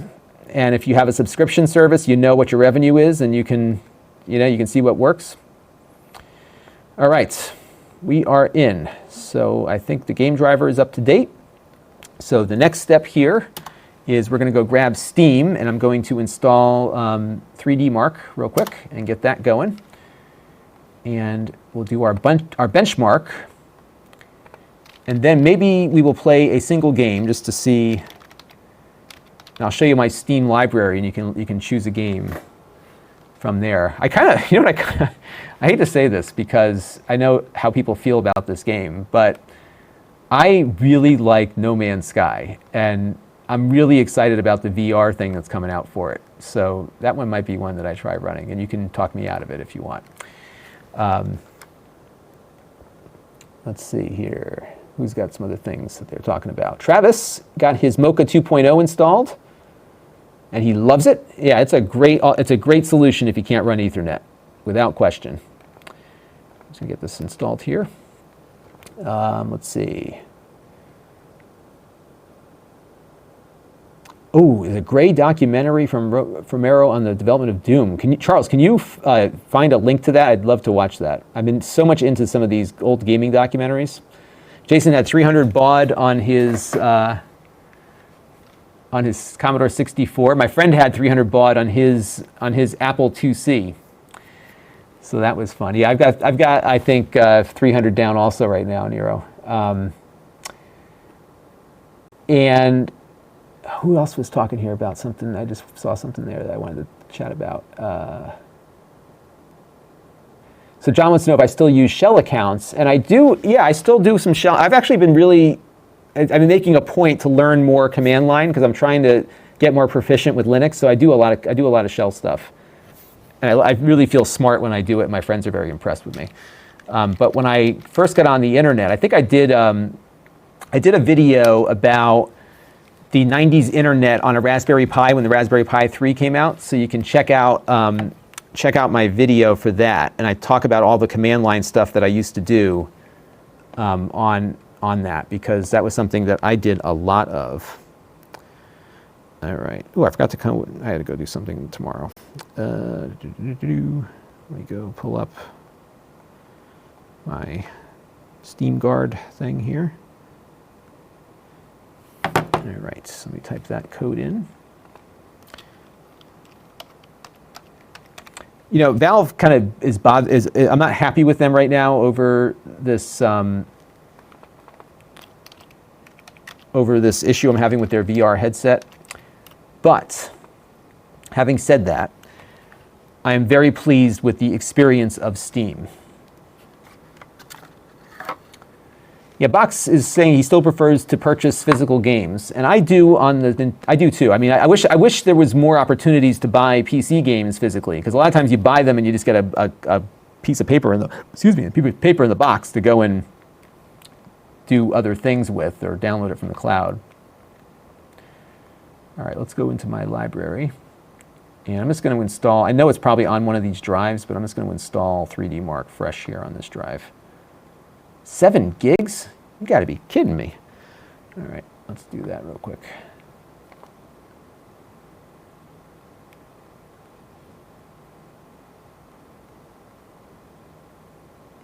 All right, we'll let that download real quick. And we'll take some more questions while we wait for that to install. So Lon.dog said, Leo Laporte's original Twit.TV chat room is based off of BBS software. I believe that. I would certainly believe that. I didn't know the Dreamcast could do IRC, but it looks like it does, according to Sloth TX.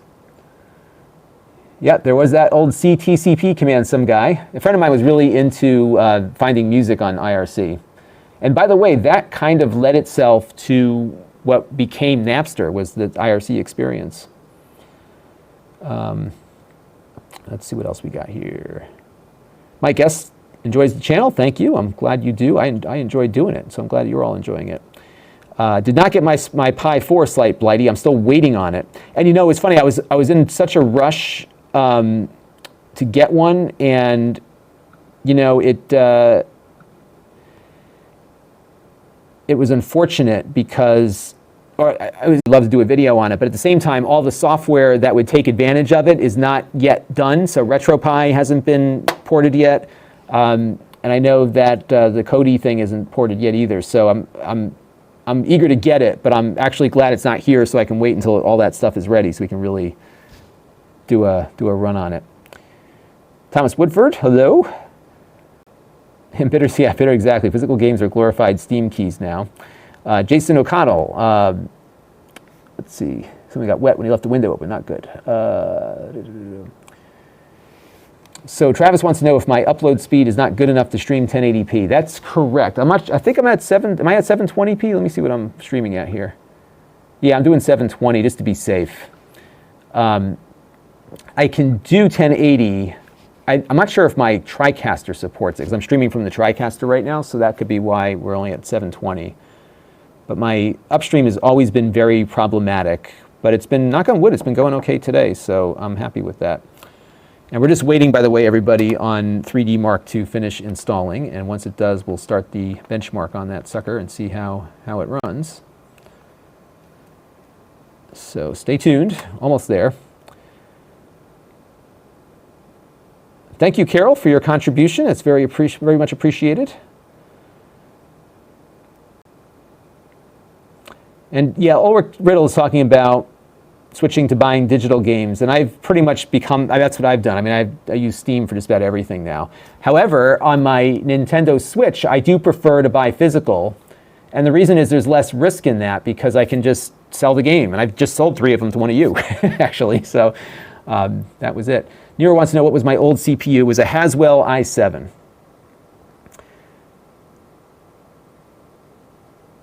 Yeah, I've got about 200 games right now on Steam. But you know, it's so risky because you think about, like, if Steam ever decides that they don't like me anymore, or Valve or whatever, they could just kill my whole library. Elder says, stick a CD-ROM. In fact, I do have a CD-ROM in there. Where is it? Right here. I have a Blu-ray burner. That's my old Blu-ray burner's in there now. So I've been using that for burning CDs and reading discs and stuff. Lon.dog, we did do a reboot. It's so fast, it came back like lickety-split. So how about that? We're going to use 3D Mark to start, and Kyle, because that's just what I've used in the past, and that's what I use for a lot of my testing of PCs, and I've got some stuff going there. Casey O'Connell wants to know what the what the cable management looks like. We're not going to show that anymore. So that's it. Jazz wants to know if you can sell a digital game to a friend. You cannot. And in fact, that's been kind of a point of interest with the, that's been an interest area in the European Union, because we have something, it's in law both here and overseas, called the first sale doctrine. We're almost there with 3D Mark here. Called the first sale doctrine, which means that if I buy, you know, a movie on Blu-ray, I can sell it to you. But digital goods do not have the first sale doctrine protection, so therefore I cannot sell you a digital copy. But in Europe, I think there's some requirement that you have to allow the sale, provided the original account holder's version of it is destroyed essentially after that sale takes place. And it's totally doable within these digital libraries. There's no question about that. And you know what? I think, you know, if GameStop wanted to survive, what they should do is they should go digital and allow people to sell keys to each other after they're done and kill the original key. I think they could actually survive if they switch to that model, because nobody else is doing that. And I think there was one, maybe it's Steam. There was one store that allowed you to lend a key to a friend. That'd be kind of cool. All right. Yes, Ulrich, that's exactly my philosophy. If the cables stay in the case, you're in good shape. I agree with that. All right, we got to do one more installation here to install the Time Spy benchmark. And if there's something else people want me to run on here, we can try that out. We're not going to be able to do a very good thermal test because I've got it open here at the moment, just because I wanted to make sure that it all worked before I put everything back together. And so far it seems to be doing okay with that. So we're just going to run this. And I just run it like as you see it. So we'll see what happens. Yeah, Box, I agree. Their trade-in is bad. They make a lot of money on those trade-ins. You're better off selling it yourself.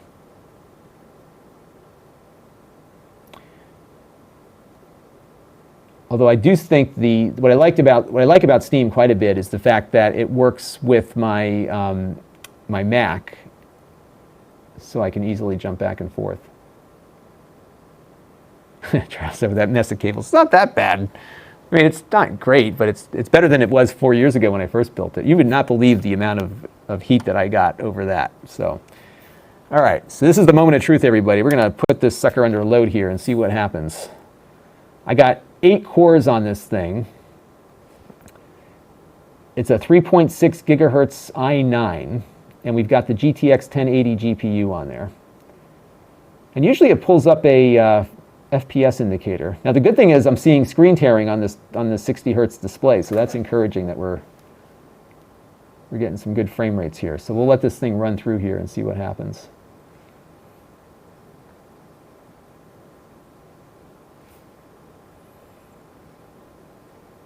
And this is where I show up in everybody's content ID, because everybody runs this thing. So Moss wants to know if I considered a Ryzen. I did not, and there's nothing wrong with AMD stuff, but I just like Intel. I've just been an Intel person for a while.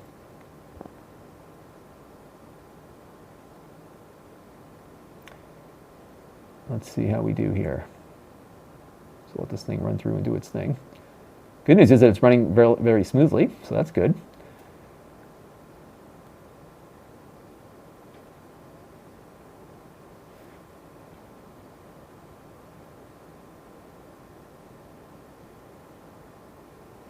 Yeah, so Kyle is exactly in my boat. He has a 2600 6-core 12-thread, plenty for the gaming he doesn't do, and that is exactly my thing too. I have been playing a little bit more No Man's Sky because I just really think it's a cool game, and I've been playing it on my TV. And it's funny, every time somebody posts their specs, I have to show, like, it moderates the comment. So Bitter Cucumber has an i3 8100.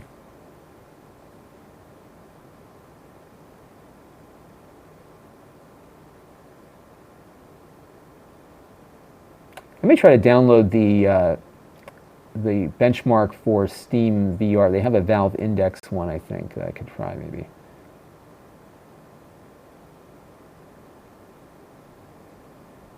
All right, so that's the first part of the test. Maybe that's the whole test. I can't remember what happens next. Okay, there we go. All right, so now we got the graph, the actual testing. Right, so it does the demo, and then it does. You know what's funny with these 3D Mark things? I would love for these to be a game.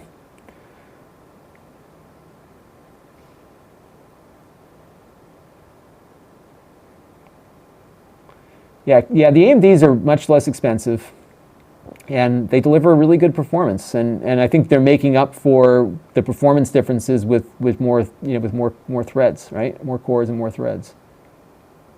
But that's but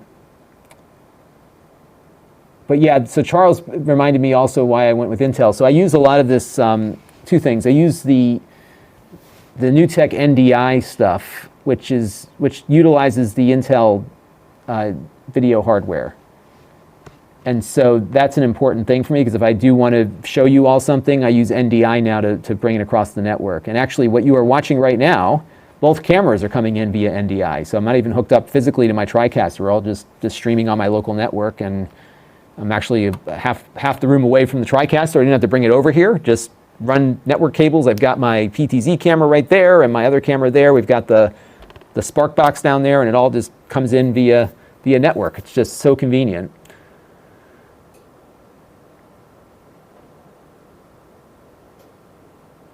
And Lon.Dog makes a good point too, that you need software to take advantage of all those cores too. And that's why in some cases, you'll see better performance out of an Intel chip if the game or whatever you're running requires single core performance. So that's certainly something to keep in mind there.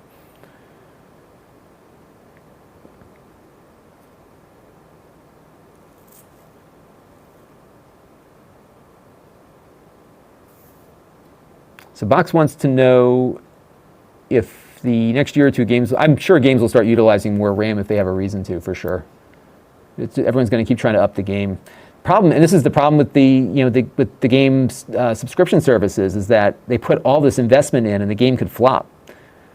And I think and just to come back to this No Man's Sky thing again, I mean, there was an example of a small studio that essentially released a AAA title, at least it was marketed as such, and the game wasn't ready.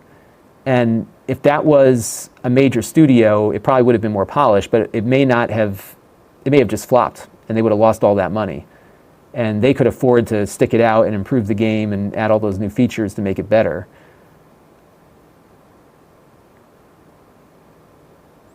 Yeah, Charles, I don't think the Plex transcoding supports AMD chips, but I think it does support NVIDIA GPUs. I'd have to check on that.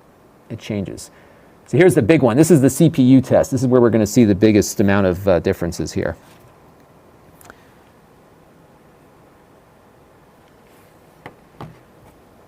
Yeah, it's hauling. So before my chip would definitely start chugging on this part. And here's what we'll discover if I need to put in that extra power cable. If it chokes out here, we'll know.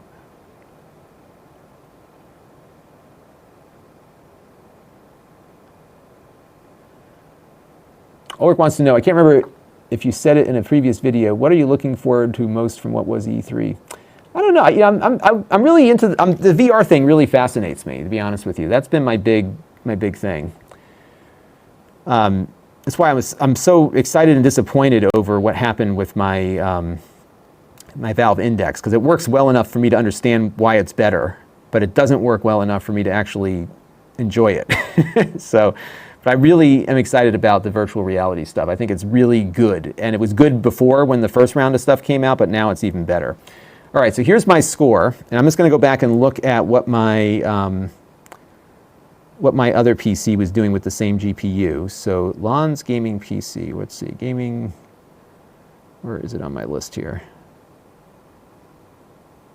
All right, here we go. So same GPU,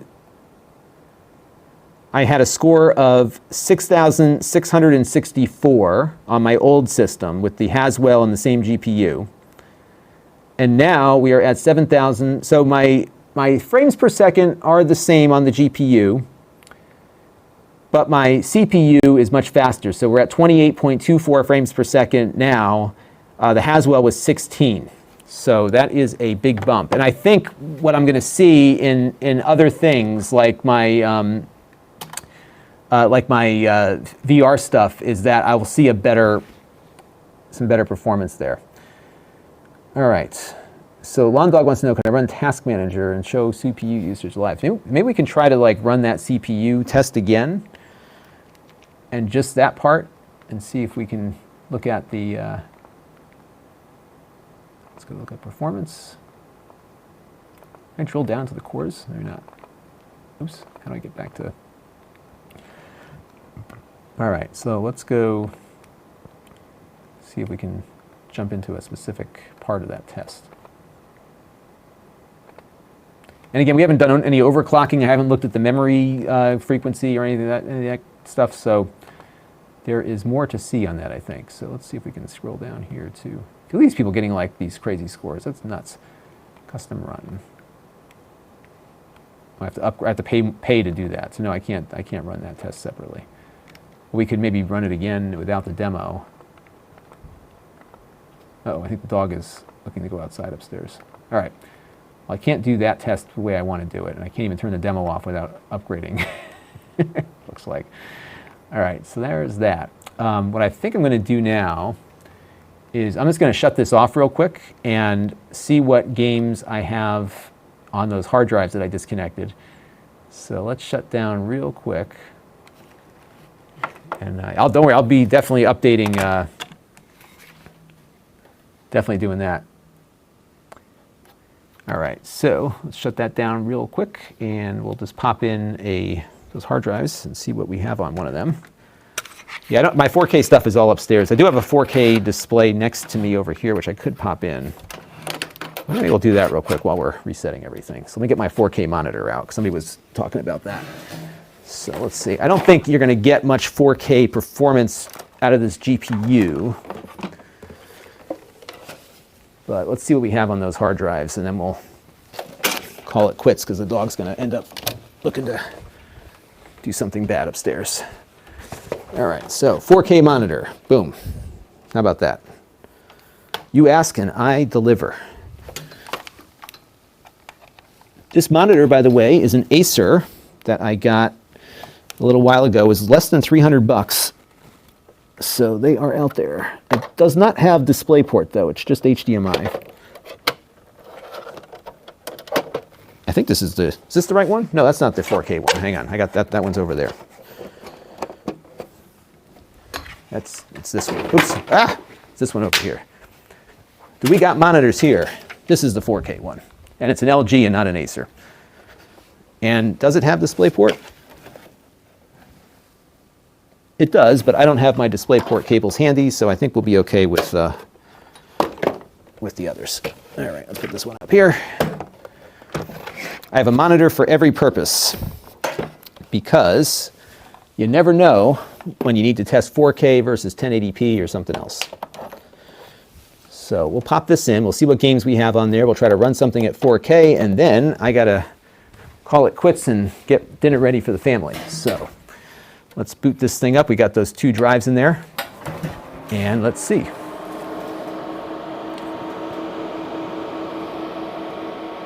All right. Wow, the BIOS screen even goes into, oh, so I need to set up my, oops, wrong, oh shoot, wrong button. Let's do this one, 6, okay. So I put those drives back in. It does not like those drives. I got to tell it to boot off a specific one. So let's go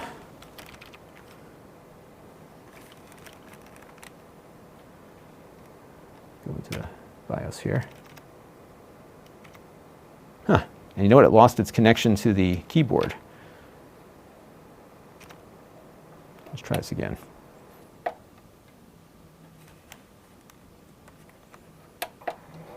I think the keyboard's got enough charge in it now too, so we'll try that now. Yep, broke it already. Nah, it's just the, oops, oh, I know what I did here, okay. I put it into,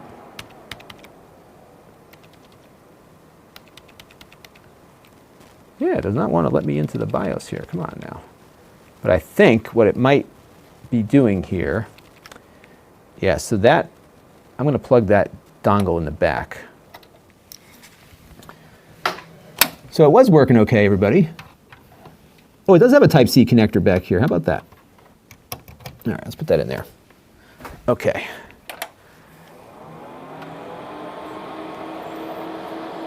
Yeah, this monitor is cheap. It was like, well, cheap, relatively speaking. It was like 200 bucks or $270, I think. So it wasn't all that expensive. All right, now it decided that it doesn't like my keyboard.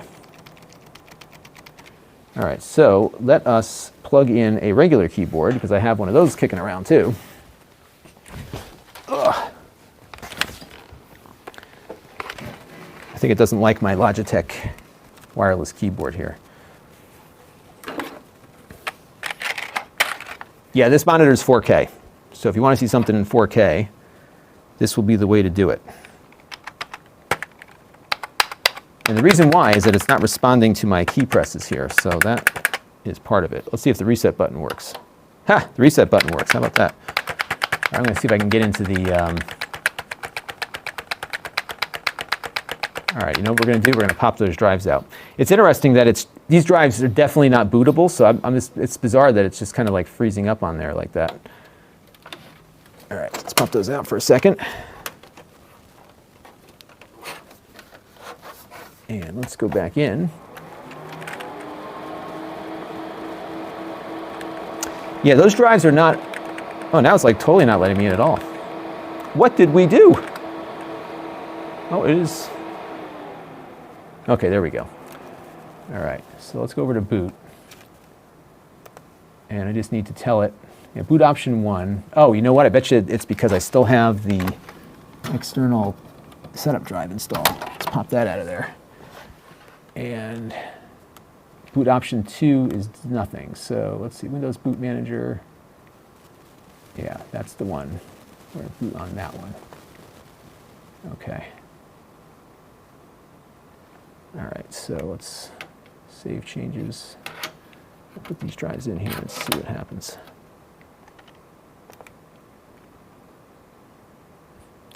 It says I didn't make any changes. I think I sure as heck did. Windows Boot Manager on that drive, yeah. All right, let's try to save changes and reset.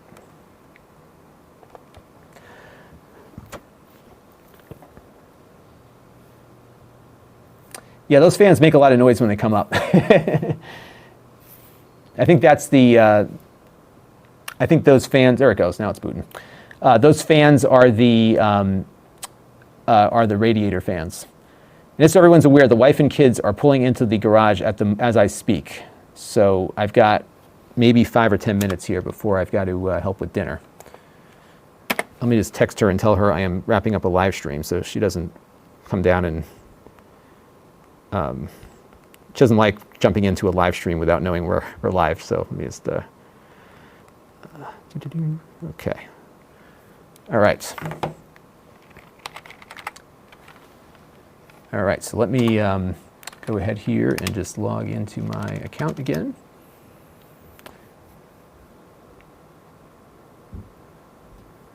And now we'll see what games I have on these drives, because I have one more drive to connect, but these drives have a lot of games on them. Actually, 2 more drives to connect. So let's go over to my library. Yeah, I like to make dinner. You know, it's I do a couple of the meal kit things. So I do Blue Apron, and then we just started playing around with this Freshly one, which is not bad. They're like microwave meals, but they're all healthy. So there's no preservatives or extra garbage in them. So those have been pretty fun to play with because they're convenient. You can just throw them in and you're good. So we're going to add that drive. I'm going to add my other drive here. Nothing on E. I wonder which drive is E. F, Steam Library, select. Okay. All right, so let's see what games we have installed. And it's downloading an update for one of them. So let's go to our library. And let's pop over there and see what we have. So you all can't see this. Doom is downloading. Google VR. Oh, I'm surprised I don't have more games on these 2 drives. Let's see. So it looks like I got a lot of VR games on these 2. Well, you know what we can do? Why don't we just load up Doom? Because that's a great game, right? X-Plane. Oh, this is one of the drives with X-Plane on it. That's why there's not that much on there. So let's boot up Doom. And what I'm going to do is we'll jack up the thing there. I am not sure what's for dinner. My kids eat the same thing all the time. They eat garbage. I try to get them to eat healthier things, but they always default to the less than healthy things. All right. Oh, so Nero says I gotta up the RAM a little bit. I'm still at 2166, so I'm gonna maybe we'll go in and try adjusting that in a minute. But we'll get a quick game in here before I got to run upstairs, and I'll do it on the trackpad, so it's not gonna be all that. I'm not gonna be all that great at it here. All right, so let's get Doom going here. Yeah, so what I need to do next is get that RAM frequency increased, and we'll poke around with that a little bit, because this RAM can definitely go higher. Enable XMP profile. Okay, so maybe we'll do that and then reboot and then come back to Doom. Let's just wait for Doom to finish loading up here, and then we'll do that. So nearest is at 3466. Yeah, this RAM, according to its marketing here, what is this rated at? This stuff is I think it was on the actual RAM itself. I think it's 3.3 gigahertz, so we'll, or megahertz or whatever. All right, we'll go and do that in a second. All right, so let's quit out of here real quick, and we'll go make that change, and then we'll come back in. So let me move this out of the way. Allow the access to the, and then let's do a reboot here. I appreciate everybody sticking around. I really enjoy when you all enjoy watching me do these things. These are always risky endeavors because you never know. Okay, so we're going to go into the tweaking category and adjust that. And we're going to do it at 4K. So I got a 4K monitor here. You, of course, are watching at 720p, so, you know, it won't look all that great. I'll do it again to the BIOS here. Are we in? Are we in? Are we in? Good. All right, so we're going to go into the tweaker. This is extreme tweaker. So now, okay, right, so my DRAM frequency is this, so we want to increase that. So where do we go, everybody? DRAM, thank you, DDR. So tell me where to enable this profile. I guess I can scroll down a little bit here, so let's do that. Let me just push the arrow down here. DRAM frequency, okay, extreme tweaking. Or we can just bump the frequency up here, right? Yeah, where's the boom? All right, so all these different frequencies we can operate at. So why don't we set it? So this is what my RAM is set to. Oh, the AI one, first option? Okay, so let me go back and look for that. So first option, let's go back up to the top. AI overclock tuner. That's on auto. So XMP 1 or 2, everybody. What should we do here? Or the very first option, right up here? Yeah, I think he's talking about the XMP profile. So let's go back one here. Oh no, what did I do? There we go. All right, so let's go over to, okay, AI tuner, XMP, okay, XMP 2. All right, so we're going to do that. Would you like to enhance system performance with the XMP settings? I'm going to say yes. All right. You guys are really putting me into uncomfortable territory here. Okay, so, but that's what we're about, right? All right, so should I just save it now and be done? I'm waiting for the answer. And I will, one is safer. Yeah, well, I think we can, here comes the boom. All right, let's save and exit. Let's see what happens.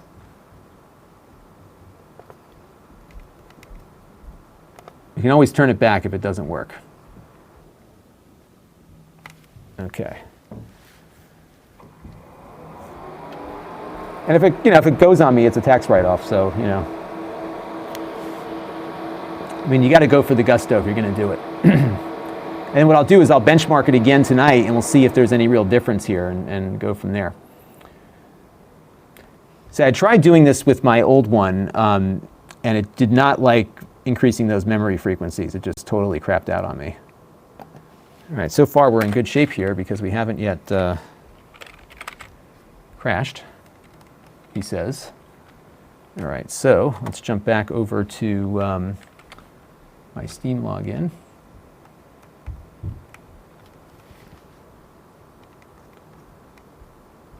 Yeah, I think with that water cooler, I never really made use of that thing to its full extent, so we'll see what happens. If not, we'll go back to XMP1, and we'll see. Usually you have a crash or something before it goes totally kaput on you. All right. So you guys are helping me here, because I've never really done a lot of this overclocking stuff, so, but I've got stuff that can do it, so we may as well try, right? So let's try it out and see what happens. All right, so we're going to do Doom, and then I got to go, everybody, because they're upstairs waiting for me to get going with dinner and stuff. It is kind of the weekend, so I probably should do more weekend things. Okay.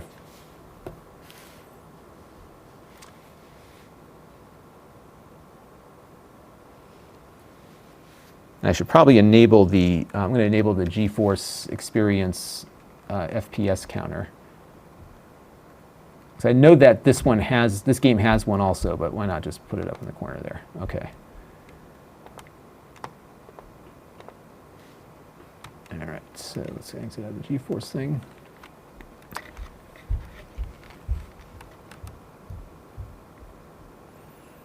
Yeah, actually, I'm enjoying this too because I'm getting some advice from people because I've never been an overclocker ever. So this is like my first real overclocking thing here. And where'd the arcade mode go? Is it down this way? Oops. No, I don't want to quit the game.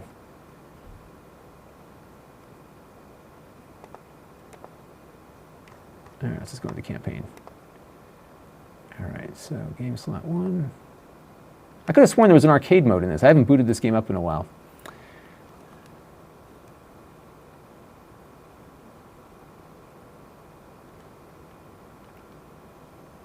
All right.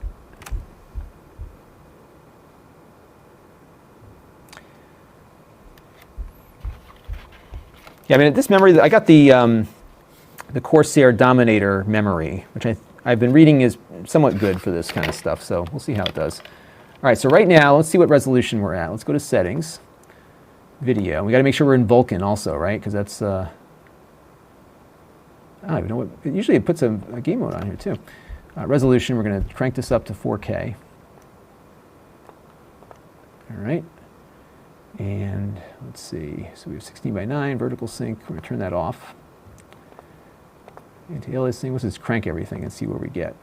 This game runs fast also, so I think that is another advantage of it. All right, so we're going to refresh. I'm starting to hear some fans kick on here. All right, so let's go back to advanced, ultra, ultra, ultra, high.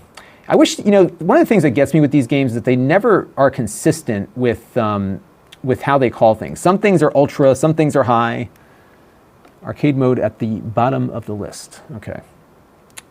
All right, so I think I'm happy with these settings. So let's jump into exit to main menu.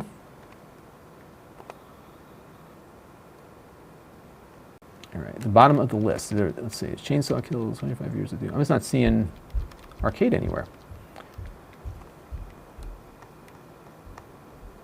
Yeah, is there a Vulkan? Let me quit the game because maybe I'm loading up the wrong one.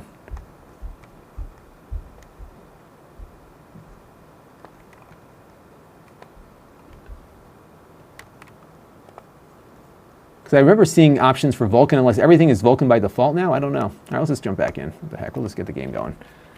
I got to get going in a minute, everybody.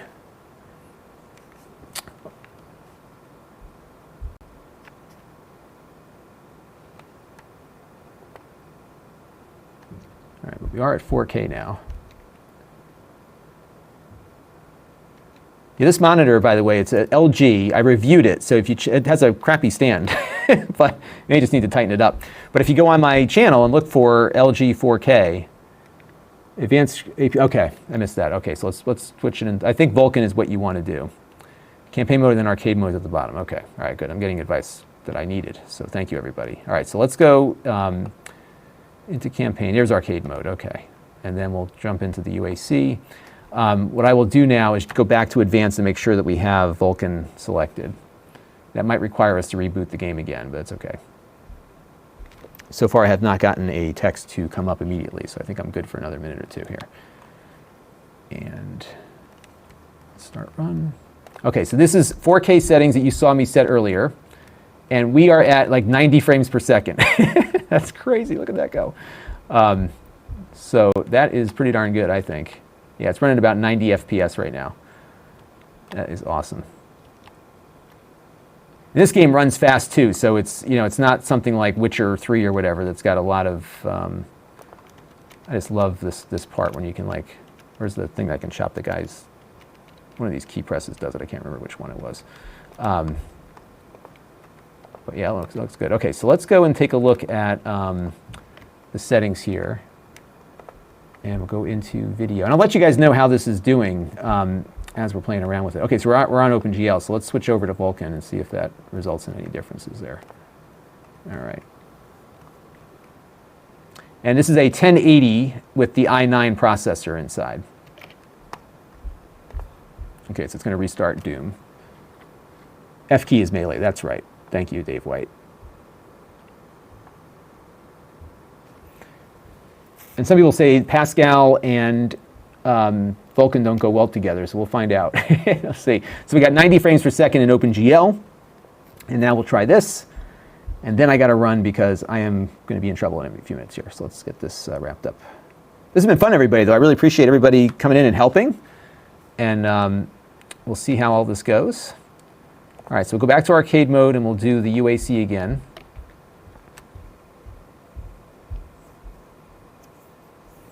And this is, by the way, at 4K.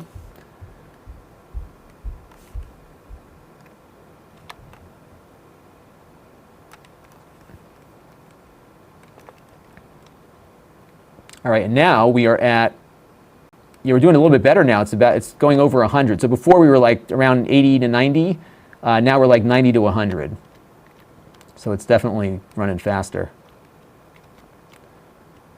And I'm not hearing like any real stressing inside the system here either. It seems to be working okay. So let's see if that melee thing works here. Let's just, oops, I'm playing with the trackpad, so pardon my poor gameplay. There we go. Yeah, so we're running about 90 to 100 frames per second, 4K, which I think is pretty darn good. And this is with a 1080 and my new octa-core i9 monster from Intel that I paid for. Just about everything in this thing I paid for with the exception of the SSD that came in from the Amazon Vine program. So we are going here. And if you tuned in late, what we did here was actually just upgrade my existing computer. CPU temperatures. That is a good question. Where can I find that without having to install additional software? Can we get that in? Oh, I guess we can get it on, let's see. Let's go over to, I think I can get it in the task manager here, right? Let's see.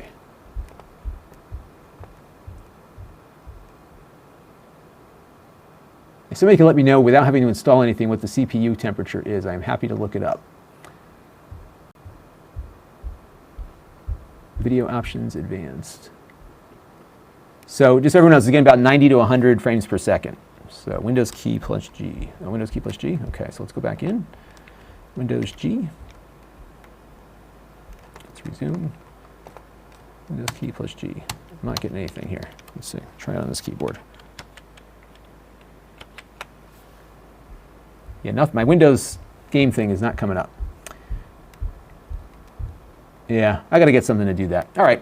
Well, I'll keep playing around with it, and maybe we'll do another stream. If you all want to see some more stuff, leave some comments in the comment thread on this video, and I'll take a look at that. Maybe we'll do a follow-up live stream with more of this. So that's it. So cool. Well, at least Doom runs pretty nicely. That's great, and I'm sure my VR stuff will probably run a little better too. All right, I got to run because the family's got to eat. I got to eat because I'm hungry, and we got the weekend starting up. I have a video that we'll be posting in exactly about an hour and 10 minutes, so you'll get more of me if you haven't had enough already. So check it out. We're going to have a overview of Windows Game Pass for PC because I upgraded to the Ultimate thing that they had that deal on. So that is going to do it for now. I want to thank you all for tuning in and for watching me do my computer build here. This was a lot of fun. Thank you all for your help and support. And until next time, this is Lon.TV, and we are going to do more with this PC. Let me know what you want to see down in the comment stream, and we'll be back very soon. Okay, so we're going to stop recording. And I'm going to miss you all because I've really enjoyed spending this much time with you. But we have to end it now, unfortunately. So I will see you all soon, and let me know what you want to play in the comment, not in the chat, but on the comment. So I'll see them later, and we'll come up with some things that we can do on the next stream. All right, everybody, talk to you soon. Bye-bye.